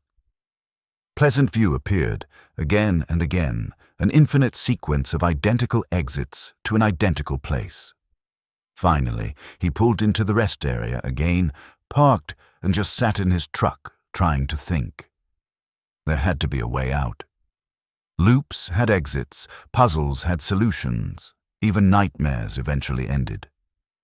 He thought about the frozen people, the stopped time. What if he was the one who was different, who was unstuck? What if everyone else was progressing normally and he was caught in a temporal eddy, experiencing the same moment repeatedly? He got out and walked around the rest area systematically, examining everything, looking for something unusual, something that didn't belong. The building, the parking lot, the vehicles, the people, all perfectly normal except for their frozen state. Then he noticed the picnic table, the one with the family. A newspaper lay on the table and he picked it up to check the date. June 12, 2019, matching today, but the headline caught his attention. State plans rest area closures due to budget cuts. The article listed several rest areas scheduled for closure, including Pleasant View. Thomas read further. Pleasant View. Rest area was scheduled to be demolished starting June 15, 2019, just 3 days from now. Budget constraints required reducing maintenance costs, and several underutilized facilities would be eliminated. He looked around with new eyes. This place was about to cease existing, scheduled for demolition and removal, and somehow he'd become trapped in its final days, caught in a loop as the rest area prepared to vanish from reality. But knowing the cause didn't provide an escape, he was still stuck, still experiencing the same moment over and over. Unless... Thomas walked to the building, to the front doors. A plaque beside the entrance commemorated the rest area's opening in 1987, listing the officials who'd attended the ceremony. He read the names, saying them aloud, acknowledging the history of this place, the decades of service it had provided to travelers. Then he said, "Thank you. Thank you for years of service. You've helped thousands of people, provided safety and comfort and necessary rest. You deserve to be remembered, and I'll remember you. But it's time to let go now. It's time to move forward." He felt foolish, talking to a building, thanking a piece of infrastructure, but he had no other ideas, no rational approaches left to try. Thomas walked back to his truck, climbed in, and started the engine one more time. He pulled out of the parking lot, taking the on-ramp to I-94 North. The signs appeared, Pleasant View Rest Area, next exit. But this time, he didn't take the exit. He drove past it, watching in his mirror as it receded behind him. The next sign appeared, Lake Forest Rest Area, 25 miles. Different. Finally different. His dashboard clock unfroze, jumping from 2:37 p.m. to 5:18 p.m. He'd lost nearly 3 hours. His fuel gauge dropped suddenly, showing a quarter tank, the fuel consumed during his hours of looping finally registering. His GPS updated, showing him on schedule but delayed, approaching Milwaukee in the early evening. Thomas completed his delivery, went home, and slept for 12 hours straight. He never told anyone the full story, just said he'd had truck trouble that delayed him. His dispatcher accepted the explanation without question. 3 days later, he drove the same route. When he reached the location where Pleasant View Rest Area had been, he found construction equipment and workers beginning demolition. The building was already partially torn down, the parking lot being ripped up, the trees marked for removal. A sign posted at the former entrance read, "Rest Area closed. Next services, 45 miles."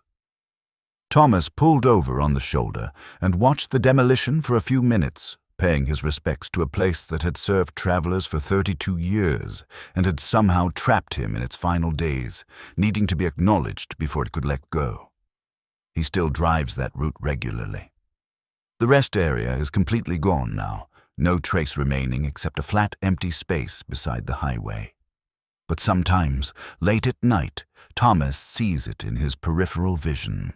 The building standing intact, lights glowing, cars in the parking lot. He never looks directly, never confirms whether it's really there. He just drives past, offering a mental thank you, and continues on to wherever he's going.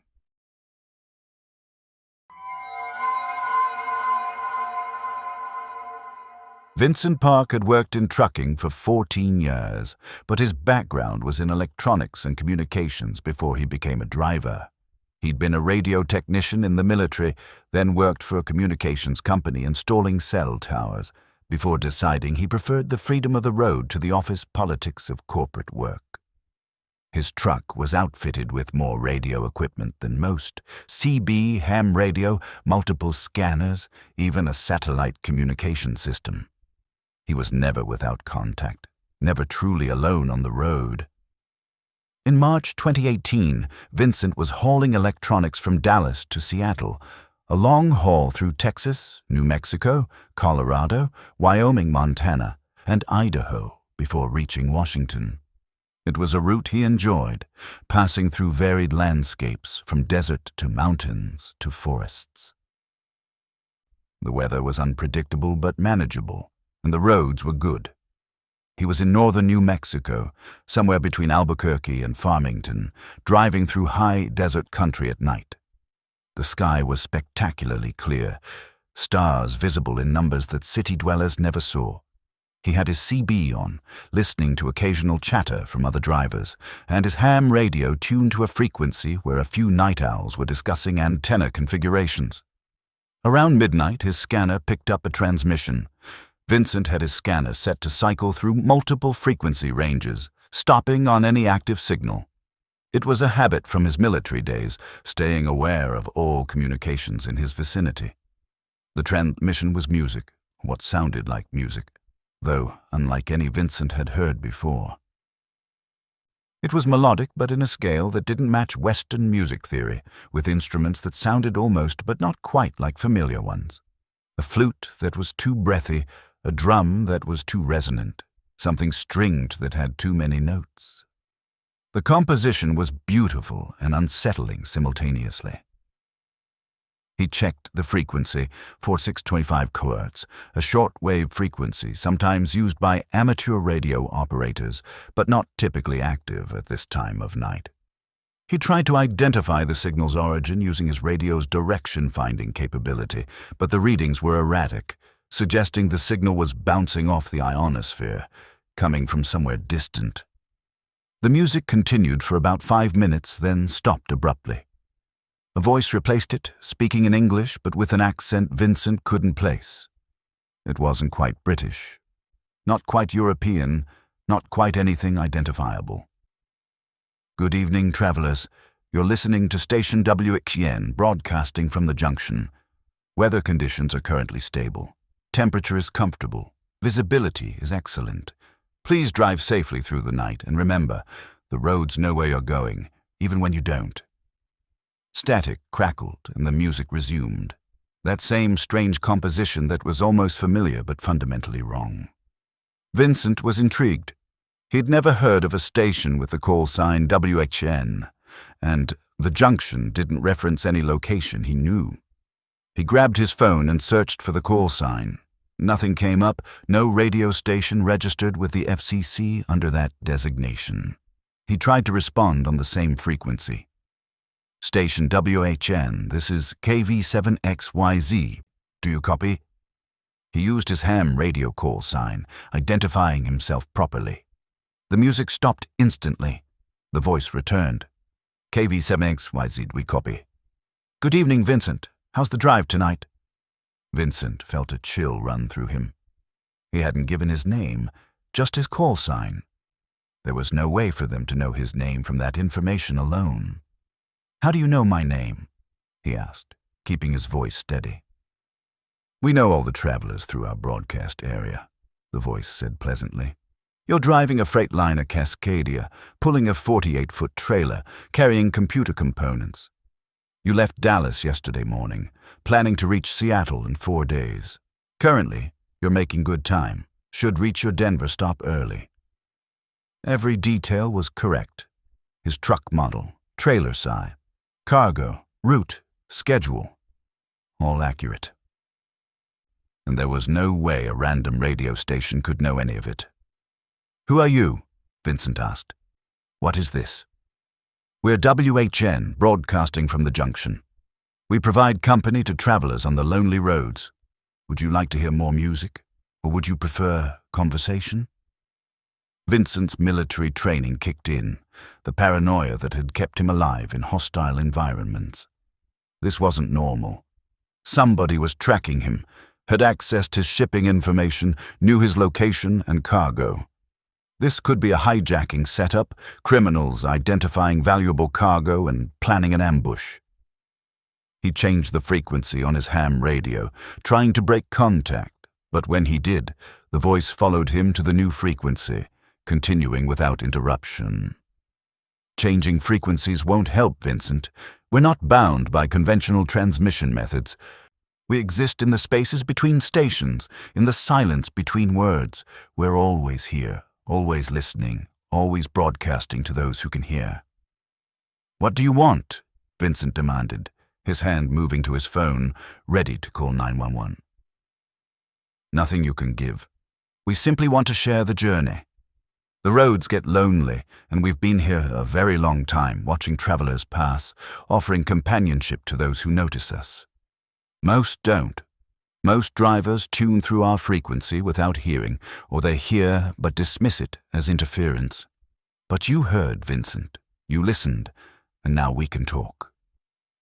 The music resumed, that unsettling composition.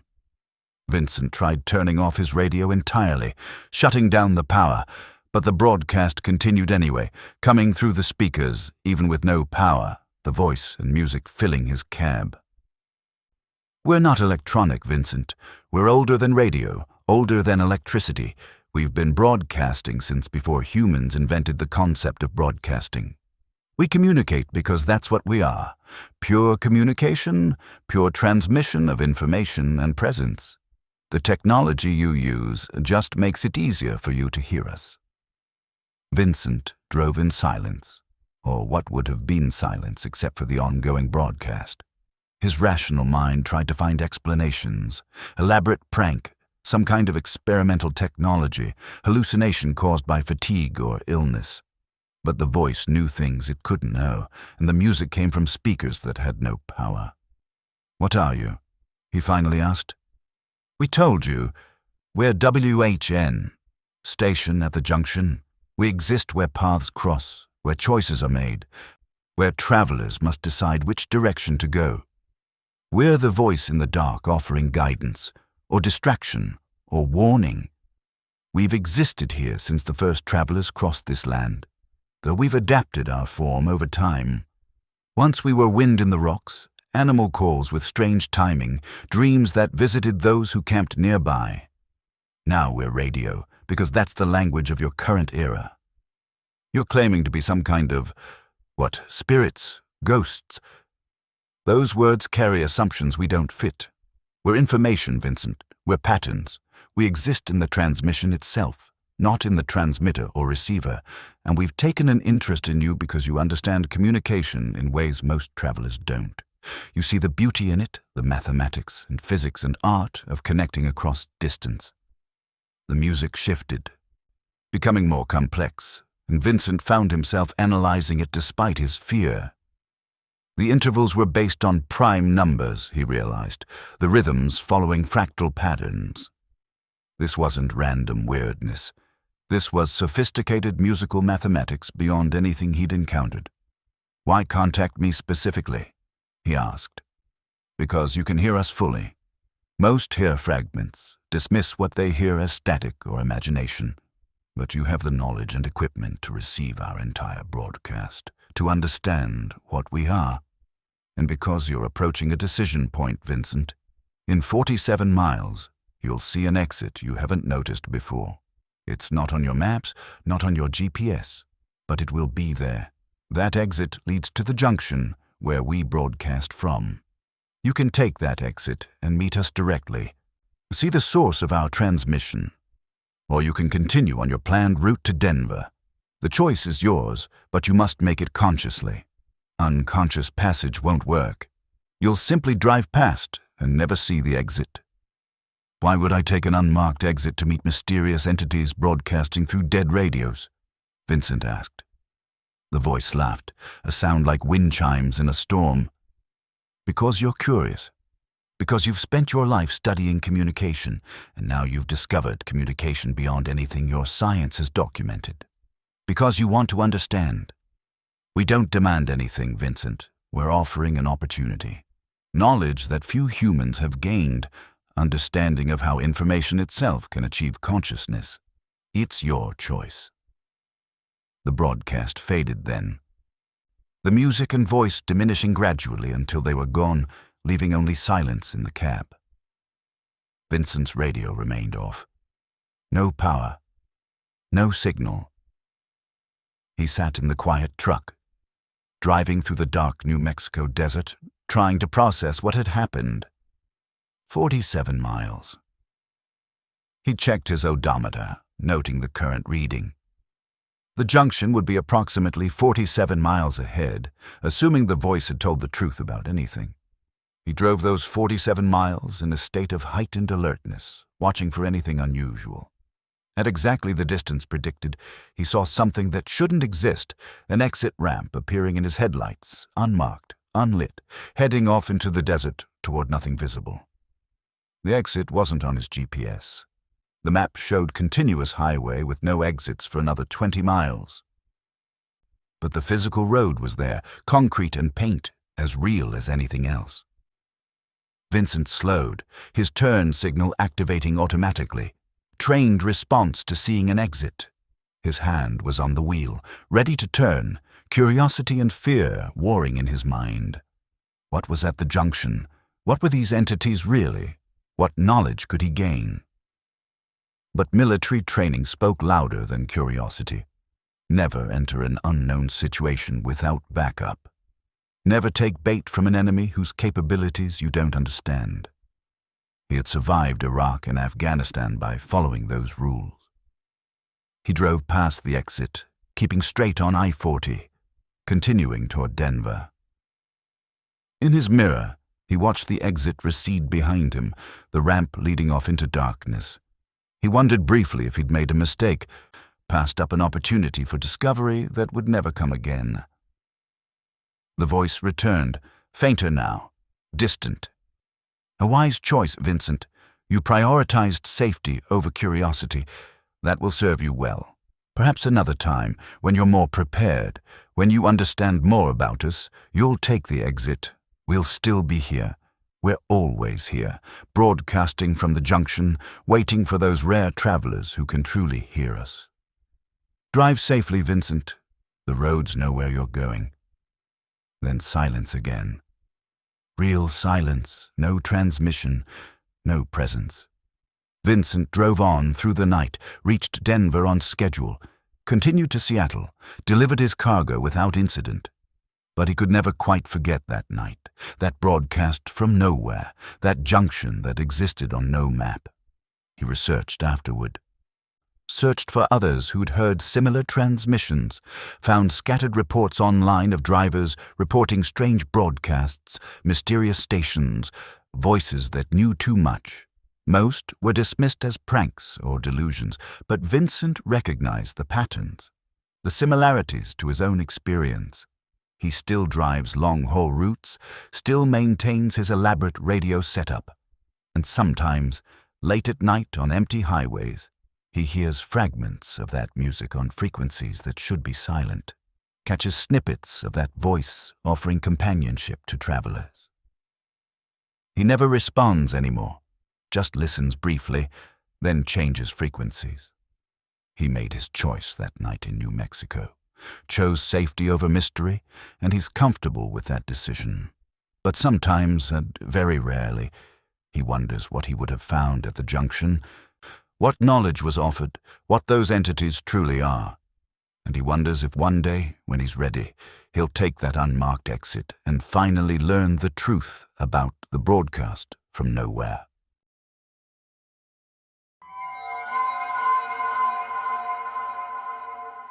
Margaret Holloway had driven for military contractors for 11 years, transporting sensitive equipment and materials between bases and research facilities.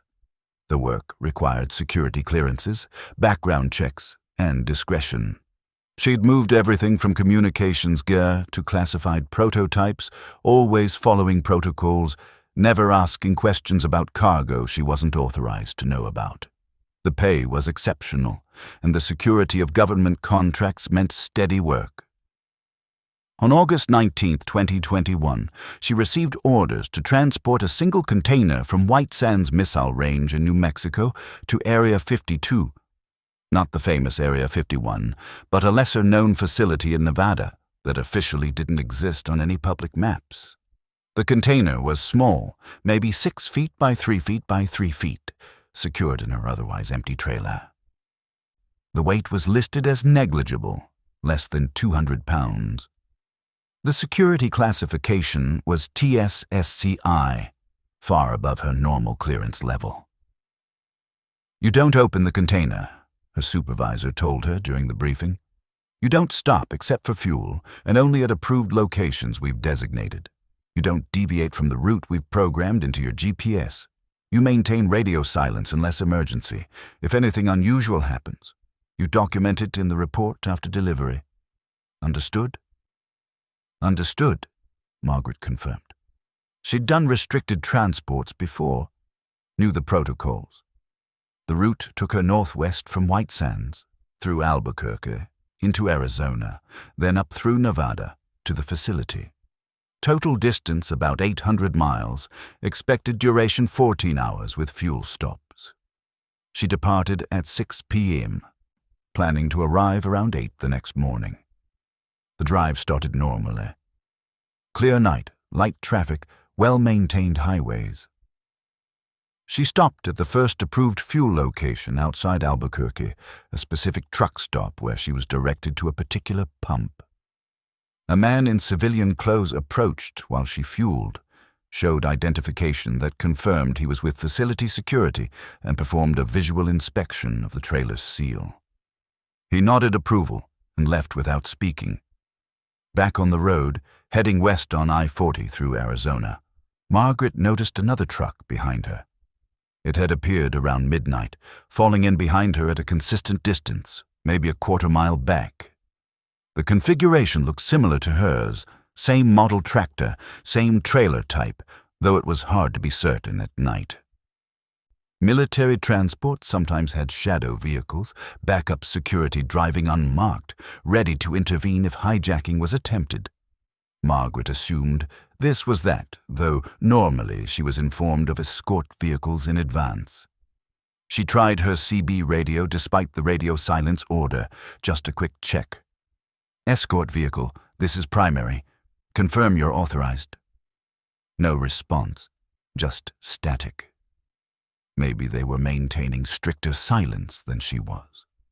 The truck behind her maintained that exact distance for hours, through Flagstaff, into Nevada, never closer, never farther. When Margaret slowed, it slowed. When she accelerated, it matched her speed precisely. When she changed lanes, it changed lanes moments later, maintaining formation. Around 3 a.m., she reached the second approved fuel stop, a remote station near the Nevada border that was probably owned by a shell company for government use. She pulled in, and the trailing truck pulled in behind her, parking at the adjacent pump island. Margaret climbed down from her cab, stretching road-weary muscles, and looked at the other truck. It was identical to hers. Not similar, identical. Same company markings, same license plate number, same small dent in the front bumper where she'd backed into a pole 2 months ago, same custom mud flaps she'd installed personally. She walked over to the other truck slowly, her hand moving toward the phone in her pocket. This wasn't possible. This was her truck, exact duplicate, down to details that shouldn't be replicated. The other driver's door was open, interior light on, but nobody sat in the cab. Margaret looked inside. The interior matched hers perfectly, including personal items she kept in her truck. A photo of her daughter taped to the dashboard, a specific air freshener hanging from the mirror, even the same scratches on the steering wheel from when she dropped her keys. She ran back to her own truck. Still there, still real, still hers. She looked back at the duplicate. Also real, also solid, existing impossibly beside her own vehicle. The seal on the duplicate truck's trailer was identical to hers. Same number, same security tape configuration. The container inside would be the same too, she realized. Somehow her entire rig had been duplicated, vehicle and cargo both. She called her supervisor, security protocols overridden by the sheer impossibility of the situation. The call went to voicemail, which was unusual. He should be monitoring transports 24/7. She left a message describing what she was seeing, trying to keep panic out of her voice. Margaret walked around both trucks, documenting everything with her phone's camera. Identical. Perfectly, impossibly identical. Even the fuel levels matched. Her gauge showed 3/4 full, and when she checked the duplicate's gauge through the window, it showed the same. She finished fueling, her hands shaking slightly. The duplicate truck's fuel pump was also running, filling its tank at the exact same rate hers was filling. When her pump clicked off, indicating a full tank, the duplicate's pump clicked off at the same instant. Back in her cab, Margaret sat trying to decide what to do. Continue the route, Return to base, wait for instructions. The mission was classified. The cargo was sensitive, and now there were 2 copies of everything. The duplicate truck's engine started, the sound identical to her own engine. She watched in her mirror as it backed out of the pump area and headed toward the exit. Making the decision for her, it was continuing the route. Margaret started her engine and followed. What else could she do? Her orders were to deliver the cargo, and apparently so were the duplicate's orders, if a duplicate could have orders. They drove through the pre-dawn darkness, 2 identical trucks in sequence, moving through Nevada's empty spaces. Margaret tried to rationalize what she was experiencing. Some kind of test, advanced holographic projection, a hallucination caused by chemicals leaking from the cargo container. But the duplicate truck left tire marks, consumed fuel, interacted with physical reality in measurable ways. It wasn't a hologram or hallucination. It was real matter, real mass, occupying real space. The route took them off the interstate onto smaller highways, then onto unmarked roads that appeared on her GPS but not on regular maps. The landscape became more desolate, more empty, just flat desert punctuated by distant mountains. Then the duplicate truck turned off the designated route. Margaret slowed, watching it take a dirt road that headed east, away from the facility destination. Her GPS showed no road there, just empty desert. But the truck was clearly on something, kicking up dust as it drove, following a path that existed for it even if it didn't exist on her navigation system. She stopped, idling on the highway, watching the duplicate recede into the distance. Should she follow? Stick to her assigned route. The orders had been explicit. Don't deviate. But that duplicate was carrying the same cargo she was, the same classified container. If it was going somewhere else, shouldn't she pursue it? Prevent unauthorized delivery of secure materials? Margaret made a decision. She turned onto the dirt road, following the duplicate's dust trail. The road was rough, barely maintained, her truck bouncing on the uneven surface. The GPS lost signal, showing her position as static on the last mapped road. But she could still see the duplicate ahead, its taillights glowing red in the darkness. They drove for maybe 30 minutes into increasingly rough terrain. Mountains rose around them, narrow canyons and steep ravines appearing in her headlights. This was wrong, all of it wrong. The facility was supposed to be on flat ground, easily accessible. This was wilderness, unmapped and empty. The duplicate truck stopped in a clearing surrounded by rock walls. Margaret stopped behind it, leaving her headlights on, illuminating the scene. The duplicate's driver door opened, and someone climbed down. It was her, Margaret Holloway. Exactly as she appeared, wearing the same clothes, moving with the same mannerisms. The duplicate Margaret walked to the trailer, broke the security seal with practiced movements, and opened the doors. The real Margaret climbed down from her truck, approaching slowly. "Who are you? What is this?" The duplicate turned, and in the headlights, Margaret saw her own face looking back at her. But the eyes were wrong. Something off about them, a quality that was almost human, but not quite. "I'm you," the duplicate said, "or I will be, depending on which direction you're moving through time. This is where the split happens, Margaret. This is where you make the choice that determines which version continues." "What choice? What split?" "The cargo," duplicate Margaret said, gesturing toward the container inside the trailer. "It's not weapons technology. It's not a prototype device, it's a temporal junction, a piece of equipment that creates branching timelines. You are transporting it to the facility so they could contain it, prevent it from creating more splits. But the device activated during transport, creating a duplicate of you and your truck at the moment it powered up. 2 versions of the same thing existing simultaneously, both equally real. That's impossible. Time doesn't work like that. Time works exactly like that," the duplicate interrupted. Quantum mechanics has understood this for decades. Every choice creates branches, alternate realities where different options were chosen. Usually those branches are undetectable, separated by dimensional boundaries humans can't perceive. But this device makes the branches tangible, brings alternate versions into the same physical space. I'm the version of you that will take the device to the facility as ordered. You're the version that will make a different choice. I don't understand. What different choice? Duplicate Margaret smiled, an expression that was Margaret's own smile, but somehow foreign on her face. The choice to run, to take your copy of the device and disappear, to sell it to the highest bidder or use it yourself or destroy it. The choice to prioritize your own survival and profit over mission completion. That's the branch point, Margaret. One of us completes the mission, one of us goes rogue, and reality hasn't decided yet which version is the real you. Margaret felt sick. I wouldn't do that. I would never betray my oath. Are you sure? You were thinking about it during the drive, about how much this cargo might be worth to certain countries, certain corporations, about how your daughter needs money for college, about how your salary doesn't quite cover expenses, about how maybe just this once you could make a choice for yourself instead of for duty. I know, because I'm you. I have the same memories, same thoughts, same temptations. It was true. Margaret had thought those things, briefly, intrusive thoughts she'd dismissed immediately.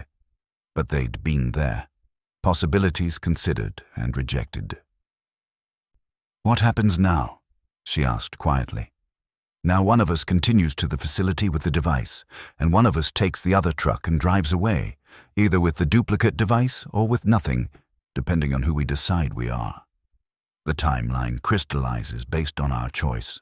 Only one version can continue as the real Margaret Holloway. The other becomes the alternate, the might have been. And if I refuse to choose? Then we're both stuck here, both existing in superposition until we collapse into a single state. That could take minutes or years. But eventually reality will force the issue. It always does. Margaret looked at her duplicate, at her own face wearing an expression of calm acceptance. Then she looked at her truck, at the container she'd been transporting, at the mission she'd sworn to complete. You go, she said finally. You take the device to the facility. That's who I am. That's who I choose to be, the version that honors her commitments. The duplicate nodded slowly. I thought you might choose that, which means I'm the real continuation and you're the alternate branch. I'm sorry, Margaret, but thank you for making it clear. The duplicate walked to her truck, the original truck, Margaret realized, the one that had a consistent timeline, and climbed in. The engine started, and the truck began backing out of the clearing, heading toward the dirt road. Margaret watched it go, understanding with growing horror what alternate branch meant. She was the duplicate, the split-off version, the might-have-been that wouldn't actually happen in the main timeline. She was the ghost of a choice not made. She ran to her own truck, started the engine, tried to follow. But the dirt road was gone. Where there had been a clear path, there was now only unbroken desert, rocks and scrub extending in all directions. Her truck sat in a clearing with no road leading to or from it. Her phone showed no signal. The GPS showed nothing, screen blank. The fuel gauge dropped to empty instantly, engine sputtering and dying. The truck was becoming non-real, fading from existence along with the choice it represented. Margaret climbed out, watching her truck become translucent, ghost-like. She could see through it now, see the rocks behind it through the increasingly transparent metal and plastic. Within minutes, it was gone completely, vanished as if it had never existed. She stood alone in the desert clearing, surrounded by mountains, with no truck, no road, no way back to the world. An alternate reality where she'd made a different choice, now abandoned by causality because that choice wasn't the one that had actually happened. The sun rose, casting light across the rocks and sand. Margaret Holloway, or the version of her that might have been, sat on a boulder and waited for whatever came next. She was still there when the search helicopters found her 3 days later, dehydrated and delirious, telling stories about duplicate trucks and timeline splits that the psychiatrists gently explained were impossible. The official report stated she'd suffered an episode while transporting sensitive cargo, possibly due to stress or chemical exposure. She was placed on medical leave. Her clearances were revoked pending psychological evaluation, and the transport was reassigned. No mention was made of the fact that 2 containers arrived at the facility delivered by 2 different drivers named Margaret Holloway, who each insisted they were the only one, who each had identical records and credentials, who each passed every verification test. Both Margarets work in trucking still, different companies, different routes, carefully scheduled never to cross paths. Both have daughters in college, both pay their bills carefully, both honor their commitments, and both sometimes wonder if they're the original or the duplicate, the choice made or the choice rejected. But they never speak about it, not even to themselves, because some questions are safer, left unexamined, some mysteries better left unresolved.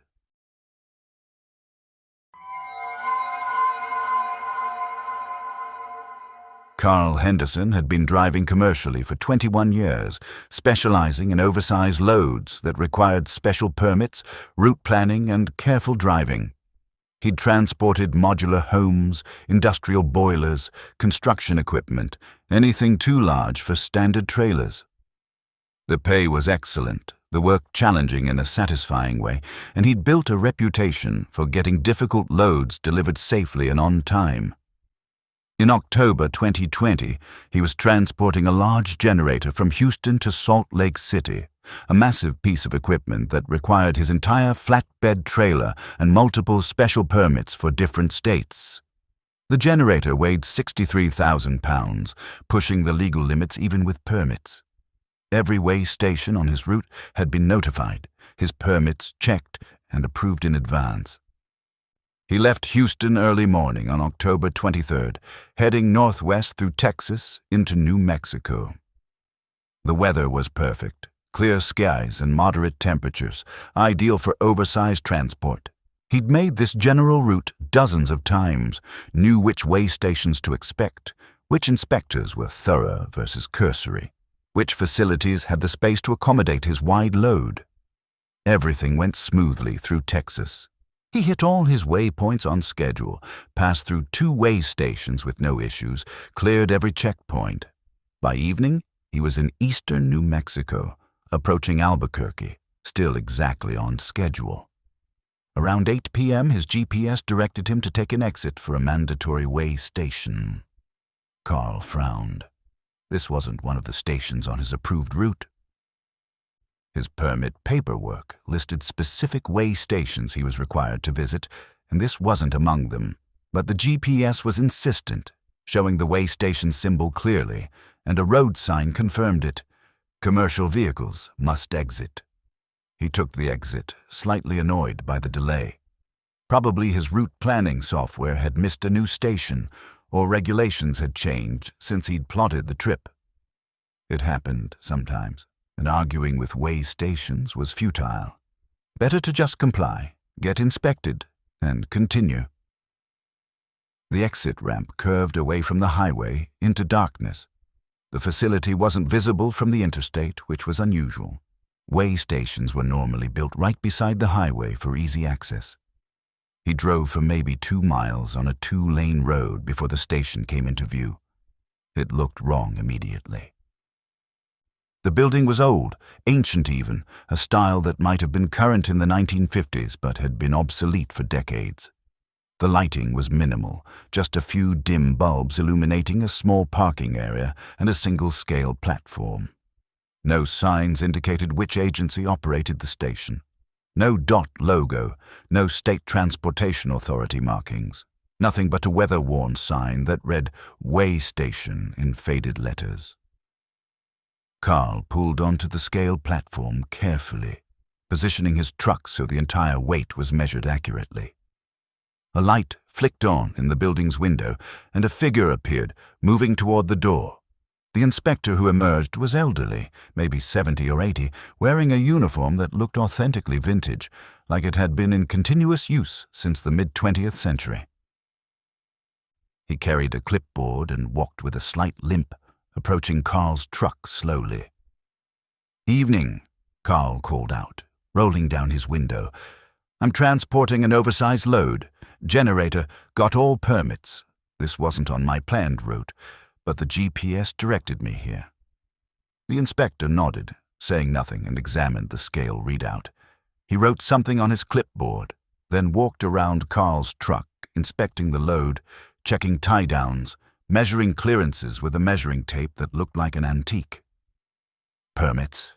the inspector finally asked, his voice raspy and dry. Carl handed over his permit folder, all documentation organized and current.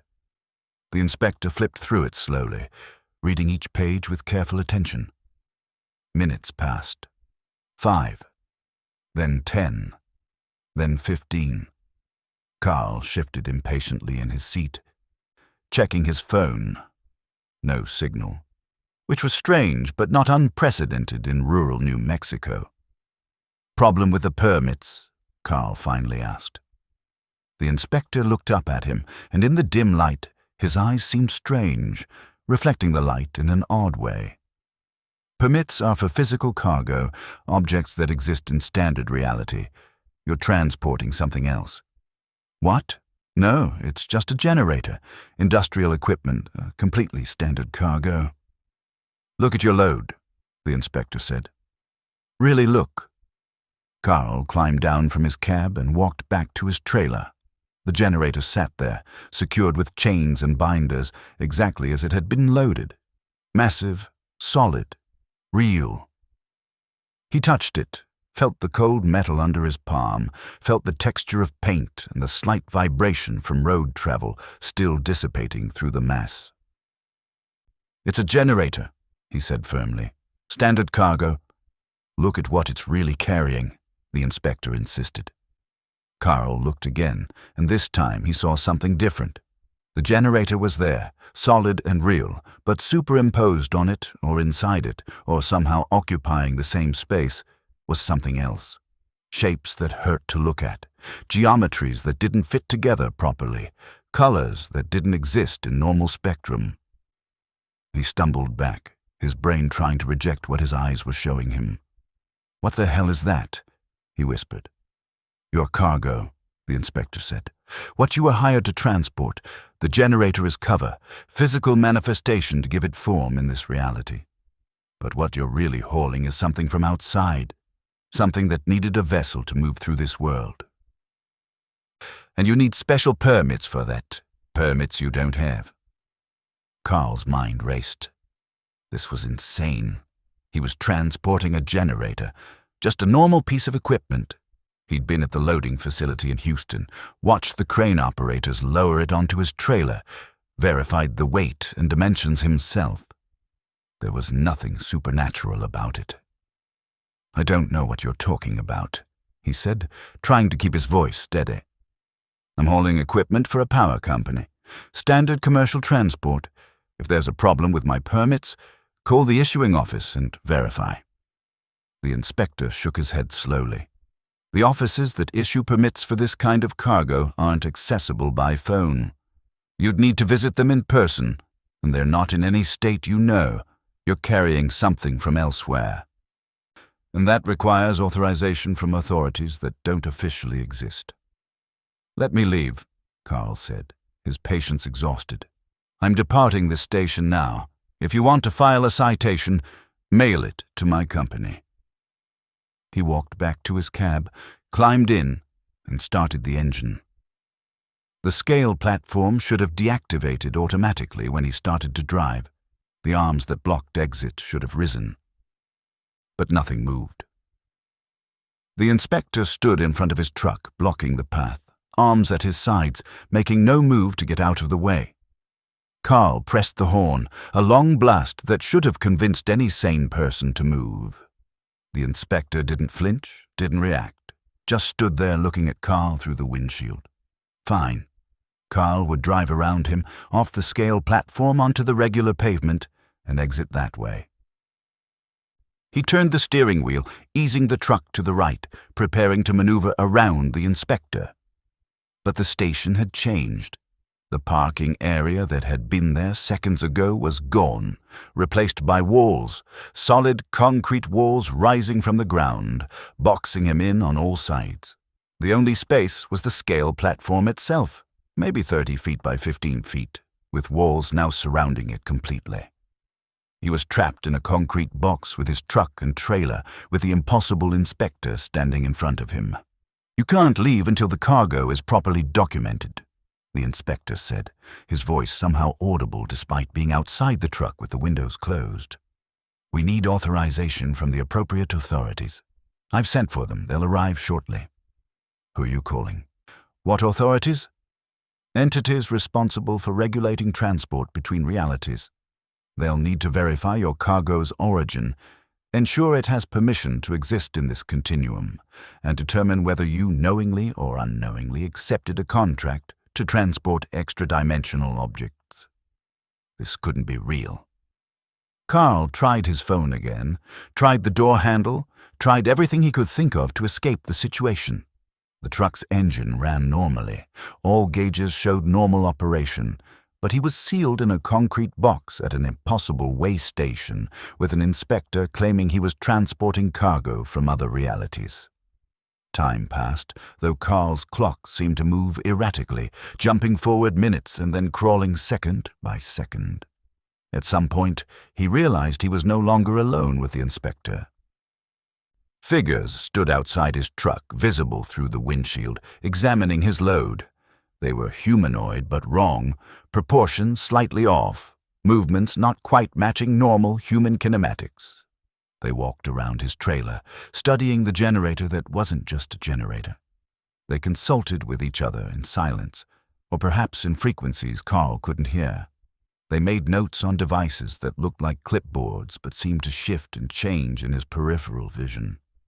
Finally, one of the figures approached Carl's window. It looked more human than the others, or was making an effort to appear human, but the eyes were too large, the skin too smooth, the overall effect landing in uncanny valley. "Mr. Henderson," it said, its voice artificially precise. "We've reviewed your cargo and documentation.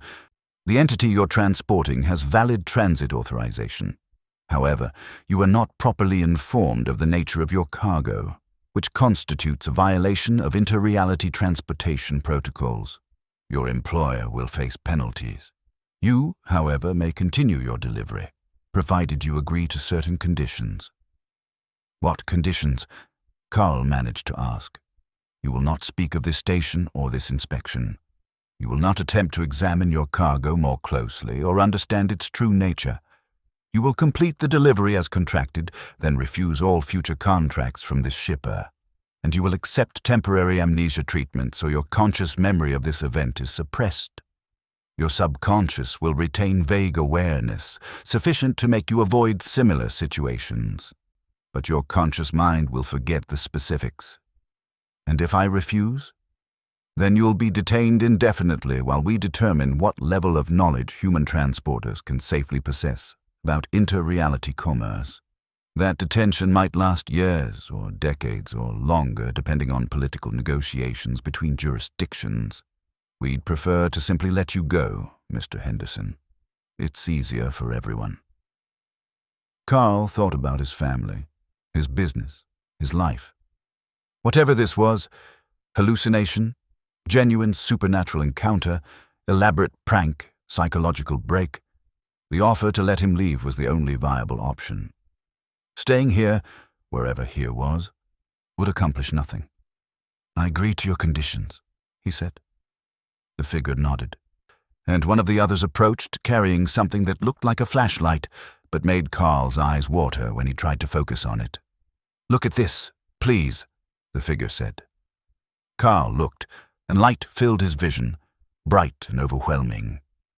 When it faded, he was driving on I-40 in New Mexico, approaching Albuquerque, his clock showing 8:47 p.m. He'd apparently lost about 40 minutes somewhere, though he couldn't remember stopping or slowing. He checked his GPS. No record of the exit he'd taken, no indication of a way station, just continuous highway travel. His permits were in order, his cargo secured properly, everything normal. The rest of the trip proceeded without incident.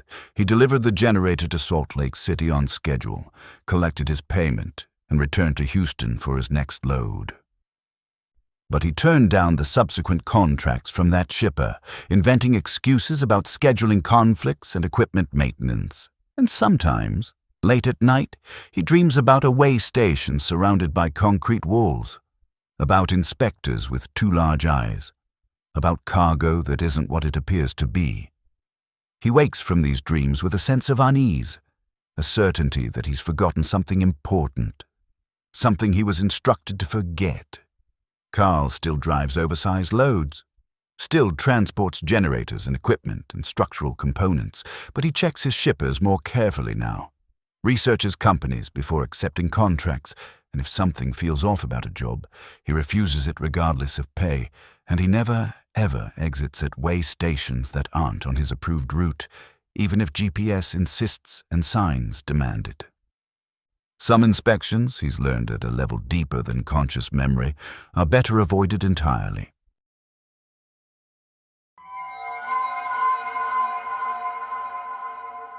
Samuel Torres had worked for expedited freight companies his entire adult life, specializing in time-critical deliveries that had to meet specific deadlines regardless of weather, traffic, or other obstacles.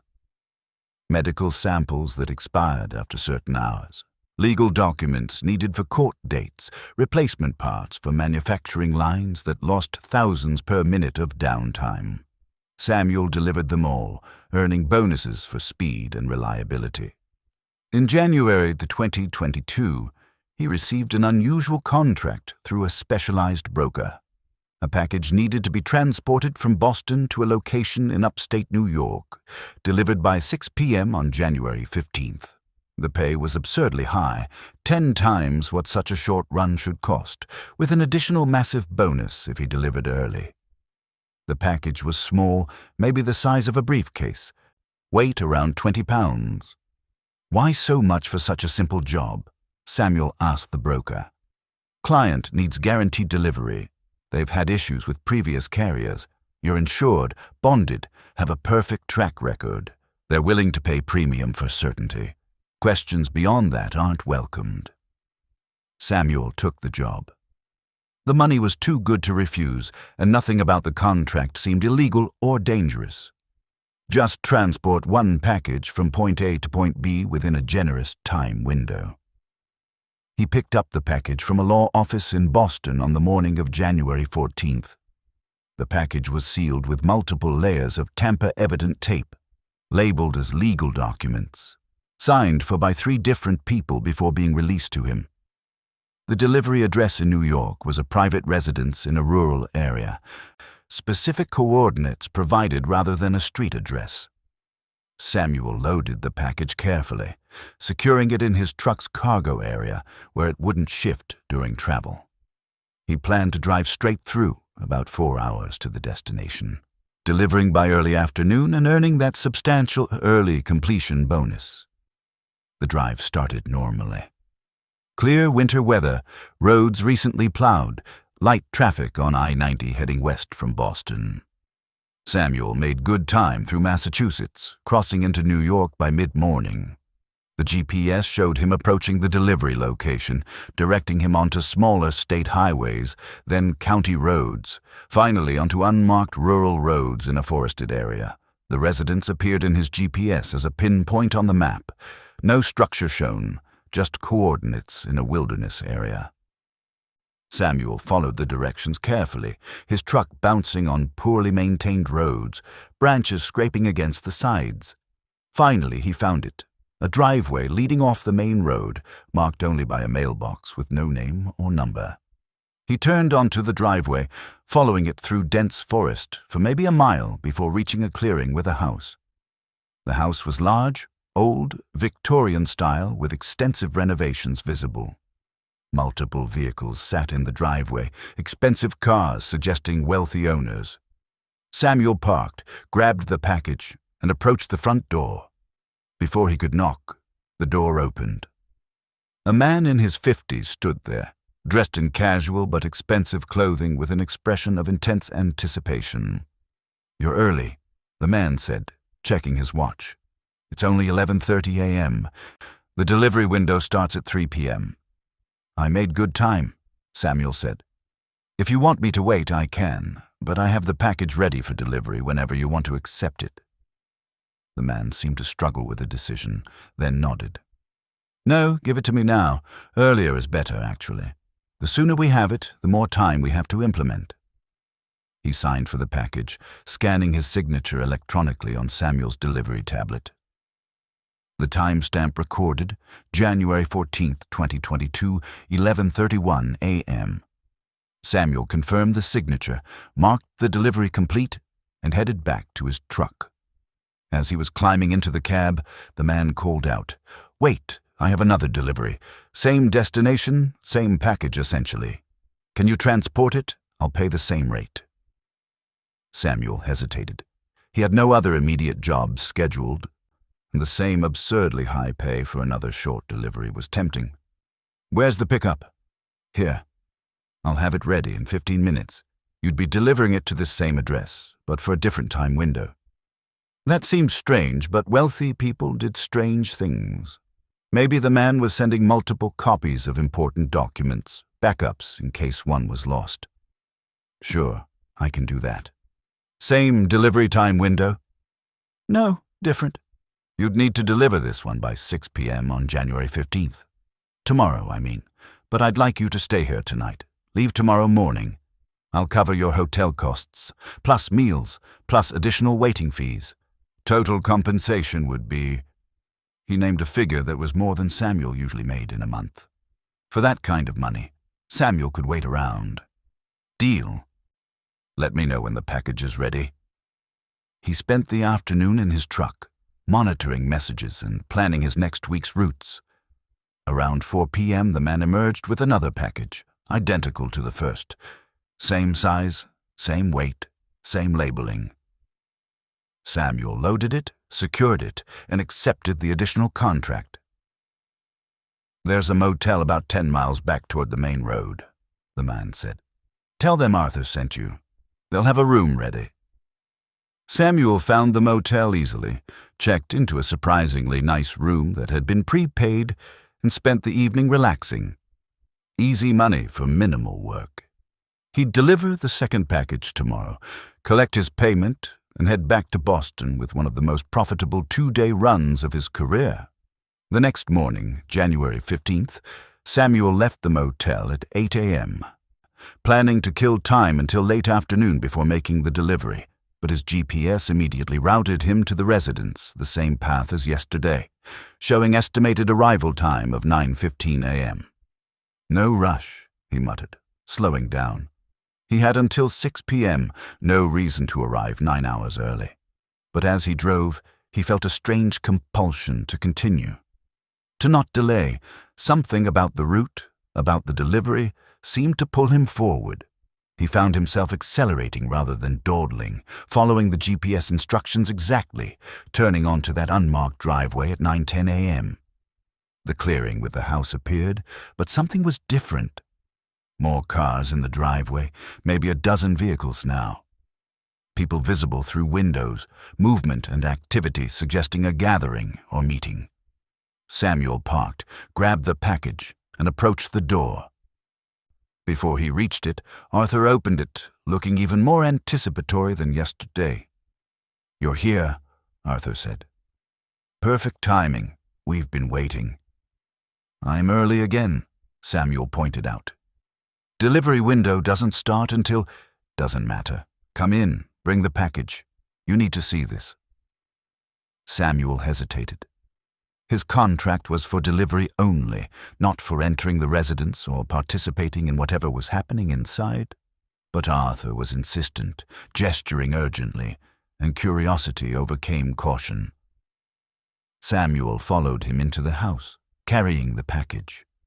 Inside was a large room filled with people, maybe 20 of them gathered around a table.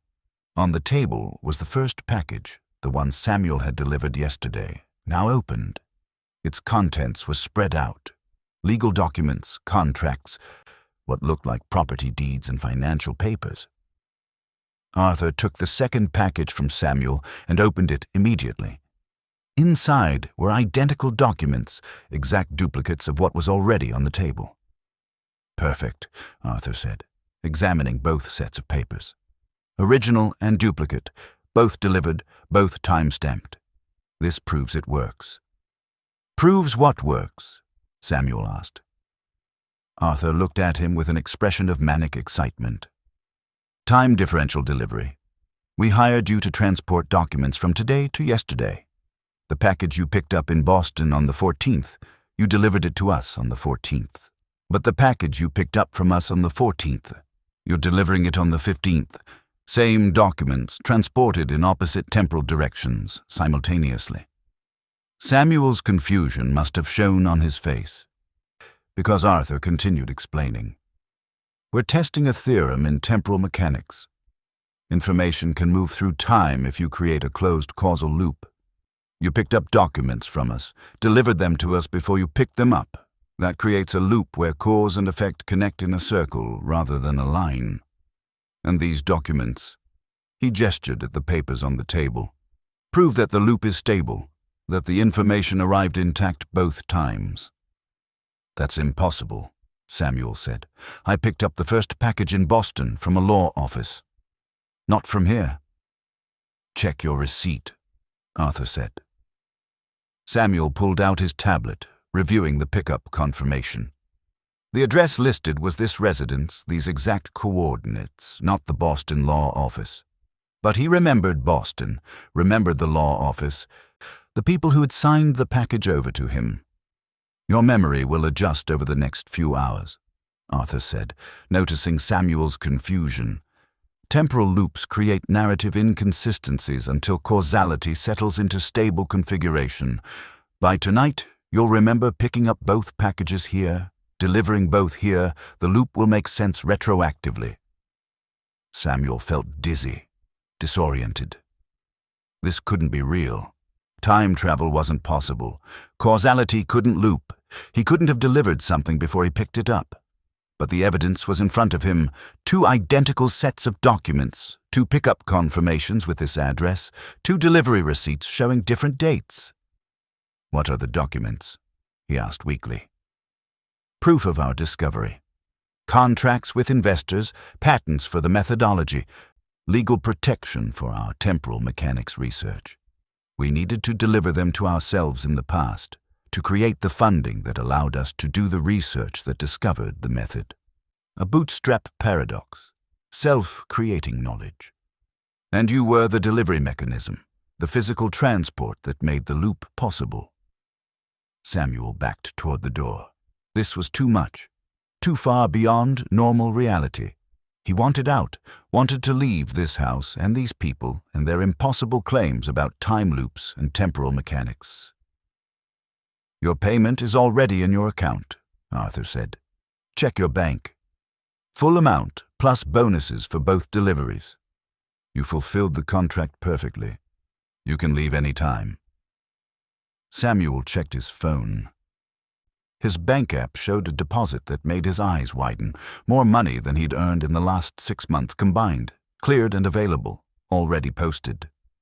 He left without another word, climbing into his truck and driving away from that clearing as fast as the narrow driveway allowed. He hit the main road, then the county highway, then I-90, driving east toward Boston on autopilot, his mind trying to process what had happened. By the time he reached Massachusetts, his memories had indeed shifted. He remembered picking up both packages at the New York residence, delivering both there, the loop making consistent sense. The law office in Boston faded from his memory, replaced by Arthur handing him the packages on 2 different days. But he also remembered both versions simultaneously. Original timeline and adjusted timeline coexisting in his mind, creating cognitive dissonance that gave him splitting headaches for weeks. Samuel took a month off after that delivery, telling his dispatch he needed medical leave. He saw doctors who found nothing physically wrong, recommended stress management and therapy. He saw a therapist who suggested his memory issues were due to fatigue and burnout, that the conflicting memories were his brain's way of processing exhaustion. He never told anyone the full story, never mentioned time loops or temporal mechanics or deliveries that arrived before they were sent. He just took his payment, substantial enough to give him options, and eventually returned to work doing normal deliveries with normal timelines and causality that flowed in one direction only. But he turned down all jobs from specialized brokers after that, sticking to corporate contracts with conventional cargo. And he never again delivered to rural New York addresses, especially ones specified by coordinates rather than street names. Some destinations, he learned, existed outside normal time, and some deliveries created loops that tangled causality into knots that never fully untangled. Samuel still drives. Still makes time-critical deliveries.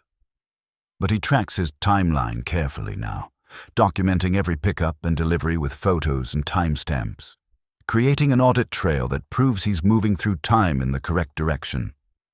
Most days, the documentation is unnecessary. Causality flows normally, and his deliveries are straightforward.